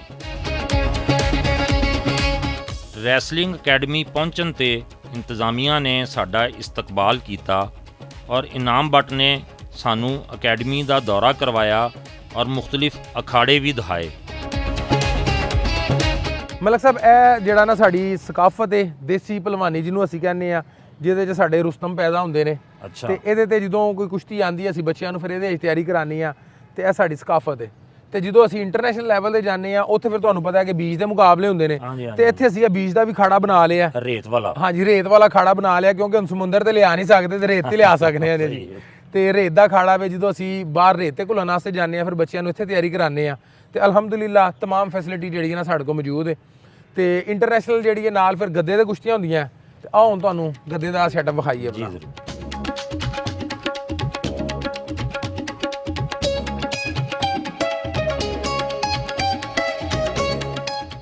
ਇਨਾਮ ਭੱਟ ਸਾਹਿਬ, ਇਹ ਤੁਸੀਂ ਆਪਣੀ ਅਕੈਡਮੀ ਦਾ ਵਿਜ਼ਿਟ ਸਾਨੂੰ ਕਰਾਇਆ, ਇਹ ਕੁਝ ਅਕੈਡਮੀ ਦੇ ਬਾਰੇ 'ਚ ਦੱਸੋ ਕਿ ਇਹ ਕਿਸ ਤਰ੍ਹਾਂ ਬਣਾਈ ਤੁਸੀਂ ਅਕੈਡਮੀ? ਮਲਕ ਸਾਹਿਬ, ਇਹ ਪਾਕਿਸਤਾਨ ਦੀ ਪਹਿਲੀ ਰੈਸਲਿੰਗ ਅਕੈਡਮੀ ਹੈ ਜਿੱਥੇ तमाम ਤਰ੍ਹਾਂ ਫੈਸਿਲਿਟੀਜ਼ ਮੌਜੂਦ ਨੇ। ਤੇ ਅਗਰ ਮੈਂ ਚੰਦ ਸਾਲ ਇਹਦੇ ਪਿੱਛੇ ਜਾਵਾਂ ਤੇ ਉਦੋਂ ਮੈਂ ਤੁਹਾਨੂੰ ਦੱਸਣਾ ਕਿ ਮੈਂ 2017 ਵਿੱਚ ਜਦੋਂ ਵਰਲਡ ਦਾ ਟਾਈਟਲ ਜਿੱਤਿਆ ਤੇ ਪੰਜਾਬ ਸਪੋਰਟਸ ਬੋਰਡ ਵਿੱਚ ਇੱਕ ਮੀਟਿੰਗ ਹੋਈ ਜਿੱਥੇ ਮੈਂ ਉਹਨਾਂ ਨੂੰ ਰਿਕੁਐਸਟ ਕੀਤੀ ਕਿ ਮੈਨੂੰ ਇੱਕ ਰੈਸਲਿੰਗ ਅਕੈਡਮੀ ਬਣਾ ਕੇ ਦਿਓ ਤਾਂ ਕਿ ਅਸੀਂ ਇਸ ਫੰਡ ਨੂੰ ਮਜ਼ੀਦ ਅੱਗੇ ਪਹੁੰਚਾ ਸਕੀਏ। ਤੇ ਮੈਨੂੰ ਇਸ ਜਗ੍ਹਾ ਦਾ ਇੰਤਖਾਬ ਕੀਤਾ ਗਿਆ, ਲੇਕਿਨ ਉਦੋਂ ਇਹ ਜਗ੍ਹਾ ਜਿਹੜੀ ਇਹ ਕੂੜਾ ਕ੍ਰਿਕਟ ਦਾ ਘਰ ਸੀ। ਅੱਛਾ। ਇੱਥੇ ਨਸ਼ਈਆਂ ਦੀ ਮਾਜਗਾ ਸੀ ਤੇ ਬਹੁਤ ਬੁਰੇ ਹਾਲਾਤ ਸਨ, ਡੰਪਿੰਗ ਪੁਆਇੰਟ ਸੀ, ਸਾਰੇ ਸ਼ਹਿਰ ਦਾ ਕੂੜਾ ਡੰਪ ਹੁੰਦਾ ਸੀ। ਤੇ ਉਦੋਂ ਮੈਂ ਆਪਣੀ ਮਦਦ ਆਪ ਦੇ ਤਹਿਤ ਕੋਸ਼ਿਸ਼ ਕਰਕੇ ਇਹਨੂੰ ਥੋੜਾ ਜਿਹਾ ਸਾਫ਼ ਸਫਾਈ ਜਿੰਨੀ ਕੋ ਆਪਣੀ ਜ਼ਾਤ ਦੇ ਵਿੱਚ ਰਹਿ ਕਰਵਾ ਸਕਨੇ ਹਾਂ ਉਹ ਕਰਵਾਈ ਤੇ ਭਲਵਾਨੀ ਦਾ ਨਿਜ਼ਾਮ ਜਿਹੜਾ ਨਾ ਇੱਥੇ ਸ਼ੁਰੂ ਹੋ ਗਿਆ। ਉਸ ਤੋਂ ਬਾਅਦ 12 ਮੈਂ ਕੋਸ਼ਿਸ਼ ਕੀਤੀ ਪੰਜਾਬ ਸਪੋਰਟਸ ਬੋਰਡ ਵਿੱਚ ਜਾ ਕੇ 12 ਦਫਾ ਉੱਥੇ ਰਿਕੁਐਸਟ ਕੀਤੀ ਤੇ ਅਲਹਮਦੁਲਿਲਾ ਮੈਂ ਅੱਲਾ ਦਾ ਬੜਾ ਸ਼ੁਕਰ ਅਦਾ ਕਰਨਾ ਕਿ ਸਾਡੇ ਪੰਜਾਬ ਸਪੋਰਟਸ ਬੋਰਡ ਤੇ ਪੰਜਾਬ ਹੁਕੂਮਤ ਨੇ ਇਹਦੇ ਨਾਲ ਬੜਾ ਤਾਉਨ ਕੀਤਾ ਸਾਡੇ ਨਾਲ। ਮੁਹਤਰਮਾ ਮਰੀਮ ਨਵਾਜ਼ ਸਾਹਿਬਾ ਤੇ ਸਾਡੇ ਫੈਸਲ ਅਯੂਬ ਖੋਖਰ ਸਾਹਿਬ ਨੇ ਪਰਸਨਲੀ ਤੌਰ ਤੇ ਇੱਥੇ ਵਿਜ਼ਿਟ ਕੀਤਾ, ਇਹਨੂੰ ਸਾਰੇ ਇੱਥੇ ਦੇ ਸੈਟਅਪ ਨੂੰ ਲੁੱਕ ਆਫਟਰ ਕੀਤਾ। ਤਾਂ ਆਫਰੀ ਚੋਈ ਸਾਹਿਬ ਨੇ ਬੜੀ ਇਹਦੇ ਵਾਸਤੇ ਐਫਰਟ ਕੀਤੀ ਤੇ 15 ਕਰੋੜ ਦੀ ਲਾਗਤ ਦੇ ਨਾਲ ਇਹਨੂੰ ਪਾਕਿਸਤਾਨ ਦੀ ਪਹਿਲੀ ਰੈਸਲਿੰਗ ਅਕੈਡਮੀ ਬਣਾ ਦਿੱਤਾ ਗਿਆ, ਜਿਹਦੇ ਵਿੱਚ ਤੁਹਾਨੂੰ ਇਹ ਮੈਟ ਦੀ ਫੈਸਿਲਿਟੀ ਨਜ਼ਰ ਆ ਰਹੀ ਹੈ, ਬੀਚ ਦੀ ਫੈਸਿਲਿਟੀ ਹੈ, ਮਡ ਦੀ ਫੈਸਿਲਿਟੀ ਹੈ, ਇੱਥੇ ਰਹਾਇਸ਼ਾਂ ਦਾ ਬੰਦੋਬਸਤ ਹੈ, ਇੱਥੇ ਜਿਮ ਦੀ ਫੈਸਿਲਿਟੀ ਹੈ। ਅੱਛਾ। ਪਾਕਿਸਤਾਨ ਵਿੱਚ ਵਾਹਦ ਰੈਸਲਿੰਗ ਅਕੈਡਮੀ ਹੈ ਜਿੱਥੇ ਐਡਾ ਵੱਡਾ ਸੈਟਅਪ ਹੈ ਤੇ ਮੈਂ ਸਮਝਣਾ ਕਿ ਇਹ ਇਨਸ਼ਾਅੱਲਾ ਇੰਟਰਨੈਸ਼ਨਲ ਲੈਵਲ ਤੇ ਪਾਕਿਸਤਾਨ ਦੀ ਬੜੀ ਵੱਡੀ ਅਚੀਵਮੈਂਟ ਬਣੇਗੀ। ਇਸ ਟ੍ਰੇਨਿੰਗ ਅਕੈਡਮੀ ਦੇ ਵਿੱਚ ਤੁਸੀਂ ਕਿਆ ਫੀਸ ਰੱਖੀ ਹੈ ਇਹਦੀ? ਹਾਂਜੀ, ਬਿਲਕੁਲ ਕੋਈ ਫੀਸ ਨਹੀਂ ਰੱਖੀ ਹੋਈ ਜੀ, ਅਸੀਂ ਫ੍ਰੀ ਆਫ ਕਾਸਟ ਬੱਚਿਆਂ ਵਾਸਤੇ ਕੰਮ ਕਰ ਰਹੇ ਹਾਂ। ਅੱਛਾ। ਹਾਂਜੀ, ਅਲਹਮਦੁਲਿਲਾ, ਬਲਕਿ ਜਿਹੜੇ ਛੋਟੇ ਮੋਟੇ ਐਕਸਪੈਂਸ ਨੇ ਅਸੀਂ ਆਪ ਕੋਸ਼ਿਸ਼ ਕਰ ਰਹੇ ਹਾਂ ਉਹਨੂੰ ਬੇਅਰ ਕਰੀਏ। ਤੇ ਜਿੰਨੇ ਬੱਚੇ ਇੱਥੇ ਆਉਂਦੇ ਨੇ ਸਵੇਰ ਤੋਂ ਲੈ ਕੇ ਸ਼ਾਮ ਤੱਕ 100 ਤੋਂ ਜ਼ਿਆਦਾ ਮਾਸ਼ਾਅੱਲਾ ਇੱਥੇ ਬੱਚੇ ਟ੍ਰੇਨਿੰਗ ਕਰ ਰਹੇ ਨੇ, ਬਗੈਰ ਫੀਸ ਦੇ ਟ੍ਰੇਨਿੰਗ ਕਰਵਾਈ ਦੀ ਹੈ। ਬਲਕਿ ਕੋਸ਼ਿਸ਼ ਇਹ ਕਰ ਰਹੇ ਹਾਂ ਕਿ ਉਹਨਾਂ ਦੀ ਐਜੂਕੇਸ਼ਨ ਉੱਤੇ ਅਸੀਂ ਬੜਾ ਫੋਕਸ ਕਰ ਰਹੇ ਹਾਂ ਮੁਖਤਲਿਫ ਅਦਾਰਿਆਂ ਦੇ ਨਾਲ। ਉਹ ਜੀ ਅਸੀਂ ਇਹ ਕੀਤਾ ਕਿ ਮੁਖਤਲਿਫ ਜਿਹੜੇ ਅਦਾਰੇ ਨੇ ਜਿਸ ਤਰ੍ਹਾਂ ਪੰਜਾਬ ਕਾਲਜ ਹੈ, ਜਿਸ ਤਰ੍ਹਾਂ ਯੂਨੀਵਰਸਿਟੀ ਆਫ ਸੈਂਟਰਲ ਪੰਜਾਬ ਤੇ ਦੀਗਰ ਜਿਹੜੇ ਕਾਲਜਿਸ ਨੇ ਉਹਨਾਂ ਨਾਲ ਸਾਡੇ ਇੱਕ ਤਰ੍ਹਾਂ ਦਾ MOU ਸਾਈਨ ਹੈ। ਸਾਡੇ ਬੱਚੇ ਉਹਨਾਂ ਦੀ ਤਰਫੋਂ ਫ੍ਰੀ ਆਫ ਕਾਸਟ ਖੇਡਦੇ ਨੇ, ਮਤਲਬ ਸਾਲ 'ਚ ਇੱਕ ਅੱਧਾ ਮੁਕਾਬਲਾ ਜਿਹੜਾ ਇੰਟਰ ਕਾਲਜੀਏਟ ਦਾ ਜਾਂ ਇੰਟਰਵਰਸਿਟੀ ਦਾ ਆਉਂਦਾ ਉਹ 'ਚ ਪਾਰਟਿਸਿਪੇਟ ਕਰਦੇ ਨੇ ਤੇ ਉਹਦੇ ਬਦਲੇ 'ਚ ਉਹ ਬਿਲਕੁਲ ਫ੍ਰੀ ਆਫ ਕਾਸਟ ਇਹਨਾਂ ਬੱਚਿਆਂ ਨੂੰ ਐਜੂਕੇਸ਼ਨ ਦਿੰਦੇ ਨੇ ਤੇ ਸਾਡੇ ਬੱਚਿਆਂ ਨੂੰ ਐਜੂਕੇਸ਼ਨ ਮਿਲ ਜਾਂਦੀ ਹੈ, ਉਹਨਾਂ ਨੂੰ ਅੱਛਾ ਖਿਡਾਰੀ ਮਿਲ ਜਾਂਦਾ ਹੈ। ਤੇ ਅਗਰ ਬੱਚਾ ਬਹੁਤ ਅੱਛਾ ਹੋਵੇ ਤੇ ਉਹਨੂੰ ਫਿਰ ਅਸੀਂ ਡਿਫਰੈਂਟ ਜਿਹੜੇ ਅਦਾਰੇ ਨੇ ਜਿਸ ਤਰ੍ਹਾਂ ਵਾਪਡਾ ਵੇ, ਜਿਸ ਤਰ੍ਹਾਂ ਆਰਮੀ ਹੈ, ਉਹਨਾਂ ਦੇ ਵਿੱਚ ਮੁਲਾਜ਼ਮਤ ਵੀ ਉਹਨਾਂ ਬੱਚਿਆਂ ਨੂੰ ਮਿਲ ਜਾਂਦੀ ਹੈ। ਅੱਛਾ। ਤੇ ਅਲਹਮਦੁਲਿਲਾ ਜਿਹੜਾ ਬੱਚਾ ਭਲਵਾਨੀ 'ਚ ਐਕਸਲ ਕਰਦਾ ਉਹ ਇੰਟਰਨੈਸ਼ਨਲ ਲੈਵਲ ਤੇ ਪਹੁੰਚ ਜਾਂਦਾ ਹੈ। ਜਿਹੜਾ ਬੱਚਾ ਐਜੂਕੇਸ਼ਨ ਵਾਲੇ ਪਾਸੇ ਬਿਹਤਰ ਹੁੰਦਾ ਉਹਨੂੰ ਐਜੂਕੇਸ਼ਨ ਮਿਲਦੀ ਹੈ ਤੇ ਉਧਰੋਂ ਉਹਦਾ ਫਿਊਚਰ ਬ੍ਰਾਈਟ ਹੋ ਜਾਂਦਾ ਹੈ। ਤੇ ਭੱਟ ਸਾਹਿਬ, ਕੋਈ ਤੁਹਾਡੀ ਅਕੈਡਮੀ ਦੇ ਕੋਈ ਐਸੇ ਹੋਣਹਾਰ ਬੱਚੇ ਵੀ ਨੇ ਜਿਹੜੇ ਕੌਮੀ ਲੈਵਲ ਤੇ ਜਾਂ ਇੰਟਰਨੈਸ਼ਨਲ ਲੈਵਲ ਤੇ ਵੀ ਗਏ ਨੇ?